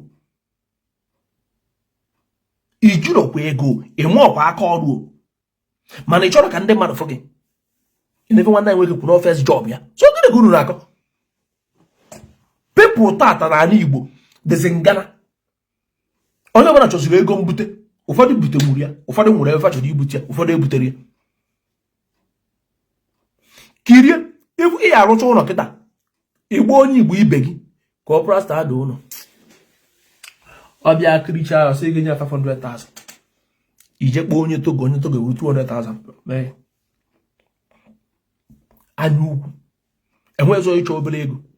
During that time onye Togo na-eme ụlọ 200,000 nyenwe na onwe nwe ikote ka onye Togo a 2 weeks iji wee mee that 2 weeks onye a ji eme nyenwe nwekwa ife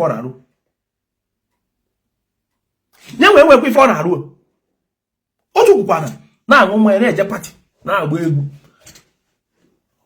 onye afọ ejigo were 200,000 je mee detention. Onye afọ ejigo were 200,000 mee detention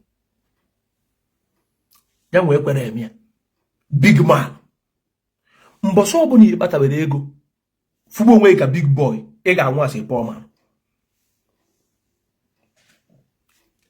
Ife mgbagara je dee mbọsị ọbụla ị kpatabere ego fụgbo onwe gị ka big man ị ga-anwụ asị poor man ma ọ bụrụ nwere ebe isi eje bute ego mbute because ịma agbagwụzi mbọ.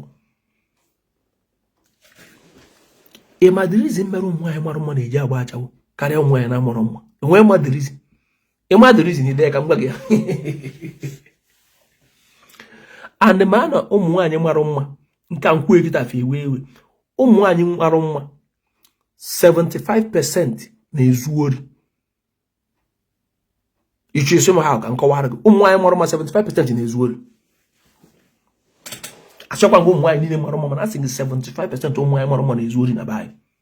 Ịchọ ide esi m nwaanyị ka na-agbadịrị unu mgbadicha aga ka ifu n'eziokwu mbosi ọbụla nwaanyị bịa fụ onwe ya na ọmaka ọma mgbanwuzi mbọ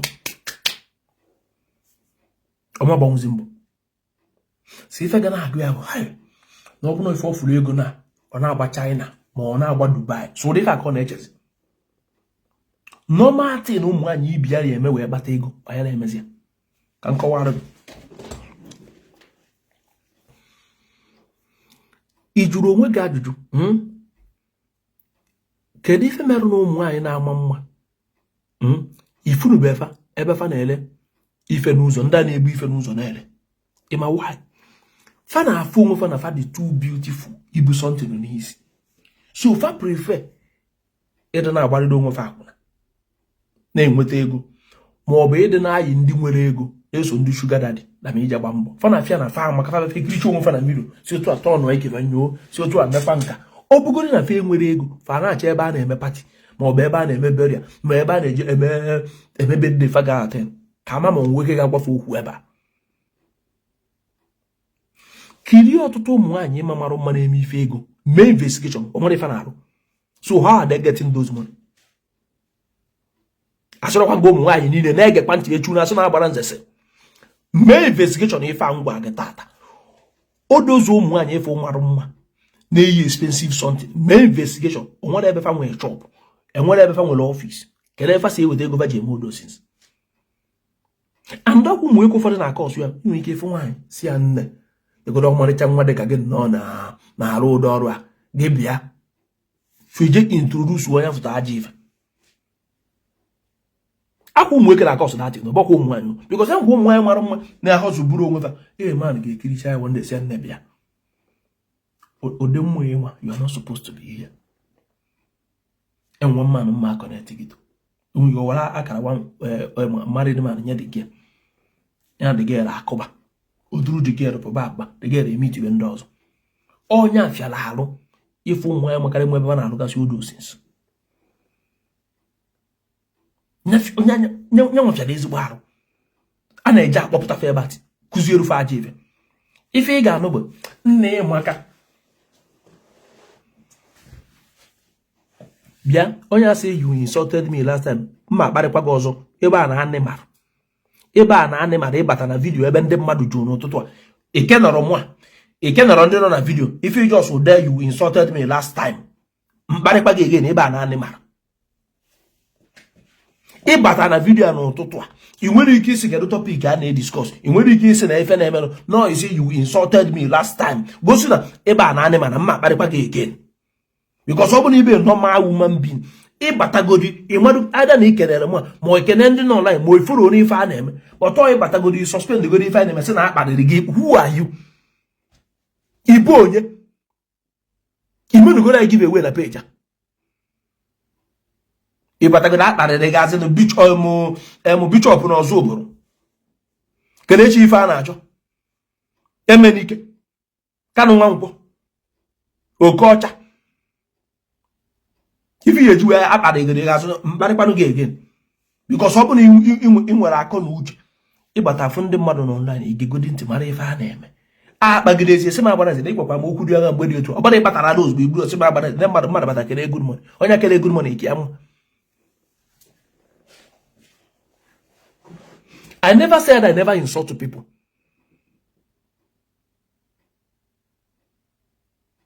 Eba na anị mara ide for some broke again need people like you na this page. Onye susu nlapia. Ime na-azị ịkparị mmadụ ka m gwa gị ife na-azị ịkparị mmadụ. Ife na-azị ịkparị mmadụ bụ ọ bụrụ na na-eme video kịta nkwe something na agbara mmadụ asị m na-asị na obere ife nkwu mkparị bịa onye bụ na mmadụ akparị mmadụ. I cannot insult you because you disagree with me honestly ife mkwuru abụrụ eziokwu. Ọ bụrụ ịbịa ebe na-eme something ị na-ede rubbish nkwụzi okwu ọbụna mkparịrị gị that one nna akparị mmadụ na nka ijọsụ gbata online ebe a ndị mmadụ jụrụ if that you insulted me last time ọ bụ na ibe matured person na your brain na arụ or if you kwesịrị ịdị na ebe for people na online na-discuss important issue so ka anyị jụọ ndị m na online kịta bịa biko ọ bụ na onye adere ife a na ọ detere ya na ọmụ a na-amara ife ndị ekwu biko achọrọ m ka unu dee ọ bụ na o metere ya chọrọ m ka unu dee ka ndị mmadụ keziara mara gị ikpe a Chinedu laikachara ife ikpu na afa anọ Chinedu akpọ na nga afa Chinedu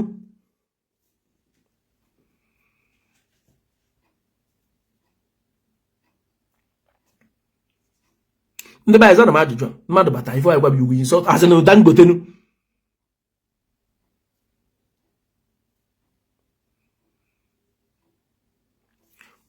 Anyị gwa ndị gbaya arụnụ afọ a na-atọchachara unu eze obi nwe afọ a na-atọchachara unu afọ a na-atọchachara unu ọ bụ na akpọrọ unu afọ otu ọrụ ka ọ na-ayị unu arụ lapụrụ oge m ọzọ mmemme mbatasa afa ka mma na-akpọ onye ọbụla biko gbayarụnụ m gbayarụ nwanne m nwoke gbayarụ otu ọkaba esi na-agagharị na-ajụ okwu ịbụrụ ọkụzi efe na yo peji ife aga mazi fejeje na peji ndị ọzọ na-eche enwe ka esi post pikchọ gị ma okwu elechi ọbụla gbasara gị fa awụ pụtara agbaraze na anyị na ọka o si mekwa nka fe nwekwu ike ifu ife mere fe nwekwu ikwu ife mere ịbatara ebe ndị mmadụ jụ si you insulted me last time. So ọ bụ na ọnwụ ife m gwara gị last time ị ka bụ ya n'obi wee ruo tata onye mere ị ya nwụọ ọsịsọ na because ndị nke kparị mụ na last video ruo na this video mụ na fa continue go echetazi na fa kparịrị m so for gụ wee echeta nke fa gwara gị na last video wee bịakwa ayi mba o nwanne ụdị mmadụ gị nwa nwaanyị ihe egbu nwunye gị and akwa emanụ nwoke chetara na ife m gwara na last video bịakwa na this video chetakwa ya man after how many days n'ife niile a na-eme na Nigeria n'ife niile a na-eme na Nigeria ka ị ka cheta ife m gwa gị hai Chineke nna n'ife niile na-eme na Nigeria sọsọ ife ka bụ n'obi na ha gbara nzekwara gị okwu were gị iwe mbụ so na ị ka ya ekwupụtakwa ya na tata ọ pụbeghị n'obi ị ka bụ ya n'obi hai Chineke nna mụ akwara ndị mmadụ na-akparị my father online o nwefe mmede mmadụ asị go and ask your father mugu so ndị dị otu a ekwesịrị na ịbụrụ evangelist na my page na but echefuchago m ya nwanne ka m gwa gị eziokwu ibube ife n'obi na owe ya nwụọ ife dị iche mụ na unu bụ na nna aba mba mana adị m ebu ife n'obi enwere m ike tọ ịkpasu omi mkpọ gị na fon ozugbo mma n'onu gị ntie gị mkpu n'isi for 5 minutes non stop nticha gị mkpu n'isi for 5 minutes all those things niile ka ọ sụrụ mbafe endigo anyị mbaza n'ọmarụ nkata mana ifu mkpu a mmetugodi gị ya n'isi mana ọ bụrụ nticha gị ya echikwa anyị aba akwa mba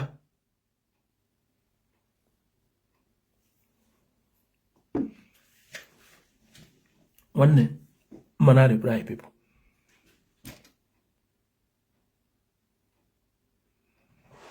keleza unu na-ekwu gaa ntị ka ngwa unu ị ga na reply some people na ignore kwa some people daga unu fu last video m otu aka o si na-edeghere otu aka o ga-esi na-edeghere ife na-akụziri gị ebe ife ga-abara guru emego m a lot of mistakes and otu men and some people never ka dị too young achọrọ ka fa mee the same mistake December na fe eru kita inwe ike ife irie ọbụrụ onwe chi etepụtara ọfụ na-ewu kita and ọ gara tụrụ ọnụ ife irie ka echere ya igbo wee na village ịbatagodi ka amata na ọ na-eme odosi nsa adịrọ necessary ma ọ bụ na ịbatabere ego because abata January February March akwa afọ abụrụ akwa ochie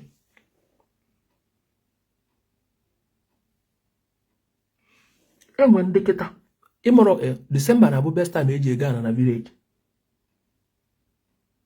ichi ịga na village ọ na-abụkarị na December January because e nwere ndị chọrọ ịkwụrụ ụmụ ụgwọ akwụkwọ chọrọ ịla ana ka ụmụ jee university enwere chọkwa ụmụ jee obodo Igbo enwere ndị na-agba bọị ọgafa setụrụ so family fa chọrọ ịla ana ka fa wee mezuo ego the guy ga-eji wee bido soba afịa so this December January na-abụ the best time ịga na your village enwere some family kịta nwafa na-agba bọị esetụrụ go nwafa na bọị ego ezuru so fa chọrọ ịla ana fa ka fa wee mezuo the guy ego ka ọ wee jee zụba afịa ọ na-azụ and ihe afụ na nwee ndị chọkwa ụmụ fa jebe obodo Igbo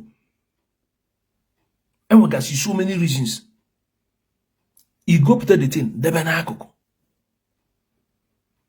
ọ ka mma karịa na ije were ego wee goro expensive clothes watch ịbata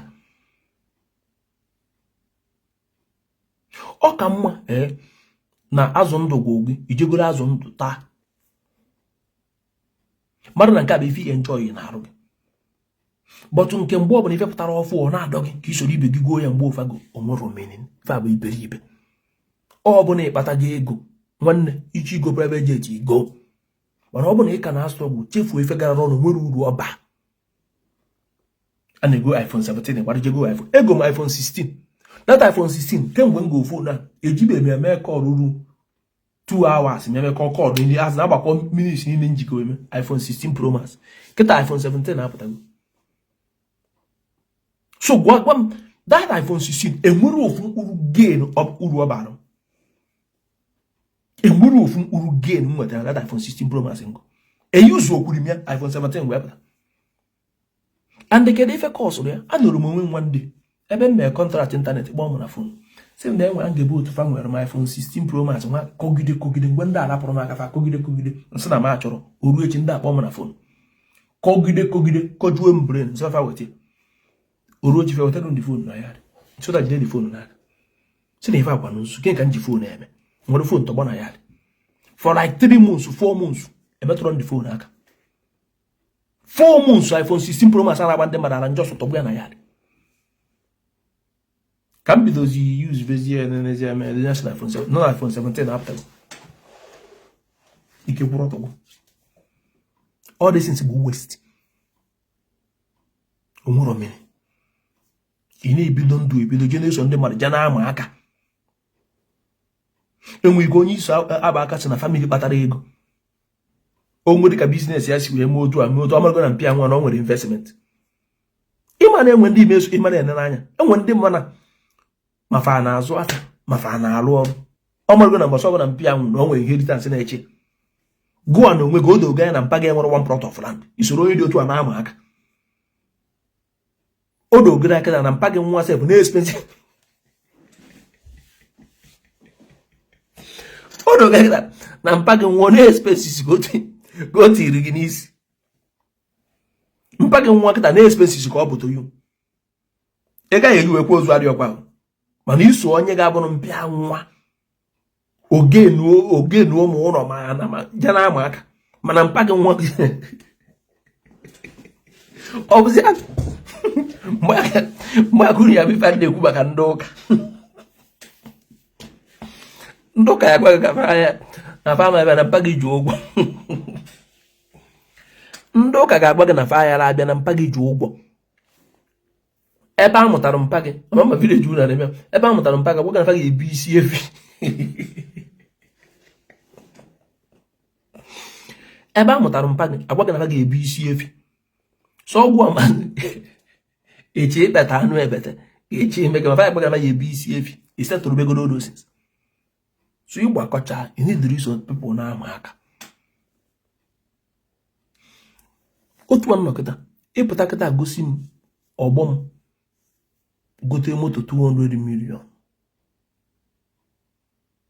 nkiri ya nsego na ọgba n'ịkwara mmadụ abịa chebia hai onye gote 2 moto ụmụ ife a gbasara ọbụrụ my problem ka anya dị na-eme mistake and achọrọ m ka ị na-eme mistake ego ọbụla ị na-enweta make use of it, good use of it. Chefuo expensive things made from 30 years down, 35 years down, all the way 40 years. Maybe you go 35 years, man, you will go home investment. Enjoy yourself, never am we young. Man, nobody can struggle. You will go get expensive things, name more meaning. I got amazed. Abu from your zone. Come with that way. So, if potaketa, see, in your own 10 years. That 10 years, you make expensive something. Source investment, key name. If after that 10 years, you got happy within yourself. No way you go to put that. And I must have a record. Just do it. See from that, I measure this video. 10 years, you get expensive something. Bọbụkwa na ịkpatabere ego bọkwa na ka ya enwechi ego ka na-ezuzu ya enwe nke na-ewe m iwe ihe afụ mmadụ ọkpatacha ego kama oye gị ife dị ya mma ọka na-akpị na-agbasa mbọ ofụbọsọ ọnwụọ ọ bụrụ ndị aka na-ekwu onye na-asụ ọgwụ nye onwe gị 10 years bụ expensive something also. The only expensive something here na-ego onye bụrụ gold apart from gold bụ ife ọbụla bụ dị expensive also. Fenju wee sị gị nya bụrụ gold bụ na mgbe ọbụla ị chọkwala iri ya iletekwa isi ego gị nwee gain. Ọ bụrụ ụmụ isi unu na-eje ego handbag shoe ụmụ ife a gbaghalụ ya ọsọ, gbaghalụ ya ọsọ. Ife menji wee tinye barisi ara eji maka ego na abụọ destroy yourself. Ife menji wee tinye picture barisi ara eji maka ọ na-emezi content ya ka uru oda bụrụ ka lawyer si eme.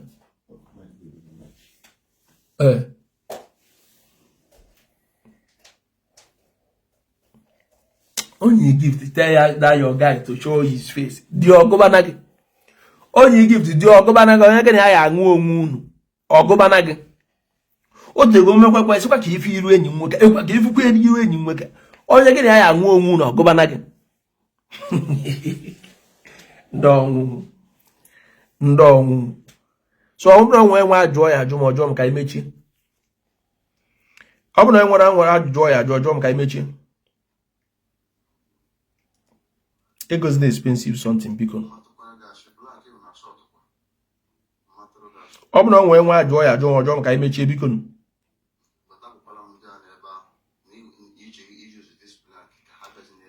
Onwe nwere ajụọ chi ịjụ ọjọọ m ka imechi. Achọrọ m ịga supermarket. Ndị ego ife bata maka na anyị nwere nzukọ taa. Anyị nwere nzukọ. Onwe nwe ajụjụ ya ajụọ m ọjọọ m ka imechi biko.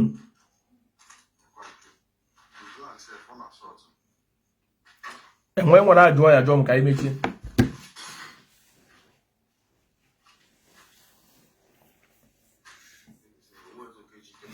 Enwe onye nwere ajụjụ ọ ga-ajụ m ka imechi. Gwanụ barista lawyer eju maka lawyer Mazi Nnamdi Kanu. Ya emezina content. Ọ na-eme content ọ na-eme Nigerian gọọmenti na-afịa asụ ofutukwu. Ọ na-emezi too much content. Ọjọọ bụ April mee ọ bụrụ ọchị ịjọ na ojere ejisa na Nigerian Content Association. Iti ya na WhatsApp group. Ya kuruziere ọ na-adịsịrị ya too much. Onwe nwe ajụjụ ka ọ ka imechi.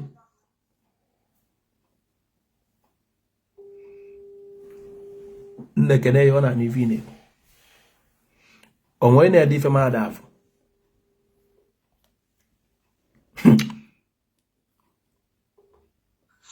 Kedu anyị na-ajụ ajụjụ?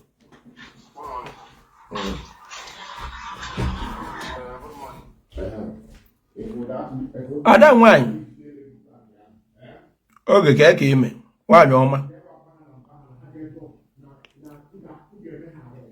nwa amụrụ na ụkọ nwa ife unamụ ka m gburu eziokwu da unamụ ife alụmni dị kịta ife alụmni dị kịta bụ eweta ewu egbu ewu kpọchaa ya burichaa ya kirikiri tinye ya n'ite weta nnekwute mbaji tinye n'ime ya were ya wee sie ya bụ ife na-akwifu anyị nwa n'obodo oyibo dị na-ajọka enwe ife ga na-agụ you can eat it eworo nkụ wee sie nya bụ ife na-agụ m kịta nya bụ ife na-agụ m kịta lapụkwa n'obodo oyibo adị ọkwa mma ana Emmanuel ajụjụ ya na-ajụba enyo gị kwa nga enyo o nwekwa ka nsi enyo gị enwere ka nsi enyo gị maka na-ejụkarị ya na ajụjụ rapụ this question ga nwanne rapụ this question ga nwee ka o si wee dị ndị nke na-abata m mgbe ana m akụ ekwe even mgbe na ba Emmanuel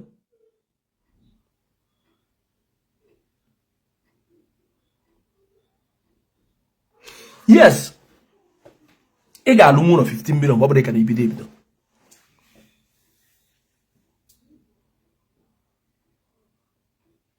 mba ọ bụrụ iwe ọtụ 30 million ga-ebi eju ejere ọnụ 15 million ọwa ọkụrụ mana o dipendị gwara ọ bụrụ kịta for example na ebe afọ afịa ị na-azụ afịa na ị chọrọ ibitu nso ebe a na inwe gaa na ebe afọ and mana na ọwa ọkụchara money dị ka gabụ iji half of the money inwe wee rụọ personal house mba ọwa ọkụrụ ayi nwanne ọwa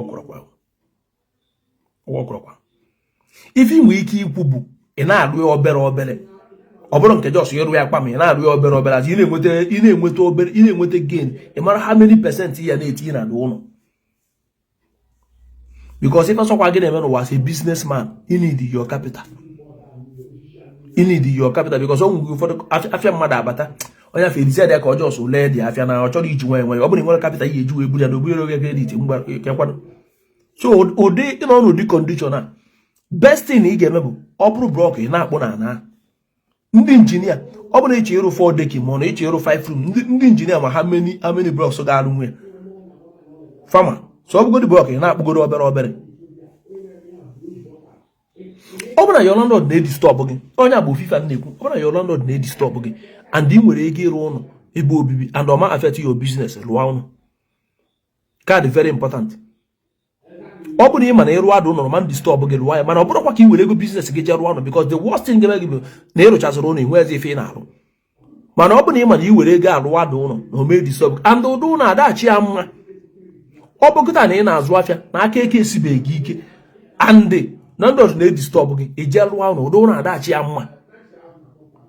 Iwata and do not Arusha that for each year. Brew your old property bania in all the anemia when they go new ones. So was I never but that furnishing. I work it in as wafia. Yeah, Lumono. Man, your landlord need disturb again. So, open you whip the gear on. No man disturb your business. Whip the Diego Ruadono. Man, I furniture na dono. Iwata. I furniture na dono. If you get mebu, brew your old property banner than you one. In all the other new one, he didn't want to say he go see for better. Ejanaja will go from Egija Swafia. You go TV or fool, go to full banker. Don't do that. What they can be don't do a video. You put what your old property banner the house. You just where your name. Yama we do a furniture. Kegija Swafia Litipia. Makime week. Only in a good after I can maybe in a go to China, money in a go to Cotonou, money in a go for we can walk a second. No, Pankedo to them, Pankedo, you were going to do to Obuya. Obuni Moro Diego. And we control Bunya credit to Bunny on yours. So he gives Jazwafia, this year go considered 24 hours. As a businessman, on the only week each we're going on where Jaruano. Boy na Roibo. A water, Oina Roibo cat better, each you're going on where Jaruano, the Moena Azwafia. Because all of you are going to be every month. You're going to be Robroy and Azwaf, you were your capital. You were your capital. Where Jaruaya. Iman and Subuadigo. Send the Adam high. Only because send the other WhatsApp number. I work with a WhatsApp number. This or me pick you come. On about for this you move phone. I get it because some of that phone get out 1 year. Go see voice note and them what on that phone you way. And then a lot of mistake as a young man. As a young man. I enjoy him if man obo kwa nwan man am gbadu nsu na me enjoy be nwan no gba na me be ya tupu nwa ka ade mezi so na ekwu na social media and me ekwu na social media as a young man enjoy be nwan and me mere ya tupu nwa oburu iberibe nya buru before mother agwa no iberibe oburu onya akago mwe enjoy we kwu chukwu abo the person on as a young man enjoy be nwan yes. When 20 so football girlfriend can win money so metrav onya me abena Nigeria ta so onye kan yi on social media kan na-ekwu ya ọ bụ na ịbụ nwaanyị na ibi na bay na mana gị me boyfriend and girlfriend pụta with evidence gba ndị mmadụ na-agbara nche bụ your ex boyfriend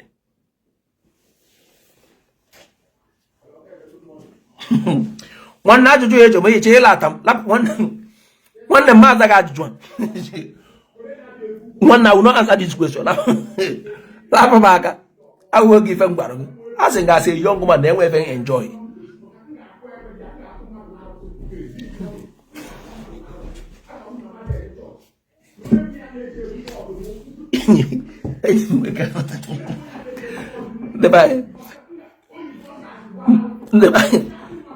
The by Marapu, can you ever? Don't know about we can beg you. Kisi okupugi because don't venture your own. If I'm kuta, when you web 10 years in of investment, it's gonna expensive something.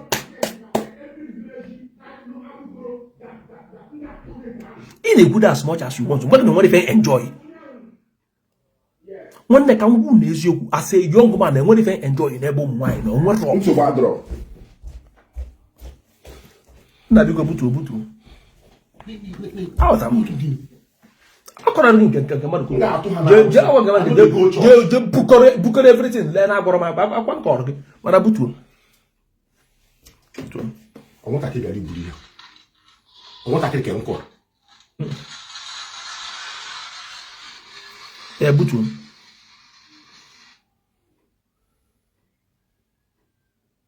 mba enwekwa m ike ihe advice mmadụ ka ọ lee one plot of land ya na-aba chukwu ekwekwana hey mba kama ị ga-ere one plot of land ga na-aba jee rụba mesin ka ịrụtaba ego wit ife ala-esi uche na-eme na-aba ka ịchọ ejere one plot of land aba chukwu ekwekwana nwanna atụrụ anyị kwana ya n'ụwa wit ife ala-esi uche na-eme na-aba ka ị ga-ejere ụjọ one plot of land na nwanna nsị na-atụrụ anyị kwana ya for anything ọsọkwa ya bụrụ na saịdị ebe afọ anagide na a na-ele na 20 million mmadụ ekwe gị 30 million na-ele ya with if ana suit na-eme na-aba before that man na-emecha ife ọ na-eme eyi mba o nwanne genocide no as in no with if ana suit na-eme na-aba ile the thing ihe emegbu onwe gị na-aba with otu a Nigeria no ka business ị ga-eje tinye that money na ọka mmadụ ije eje ọgbara onwe gị mesi ma ọ na ije gwaja gbagba ọsọ afịa because ile yi were dị ego mee gịnị ịmakwa kama ile ese ije chọọ mmadụ ebu ike ke na pepe n'anya hypo chase ma o je buru chọta ụbọchị n'anya hypo chase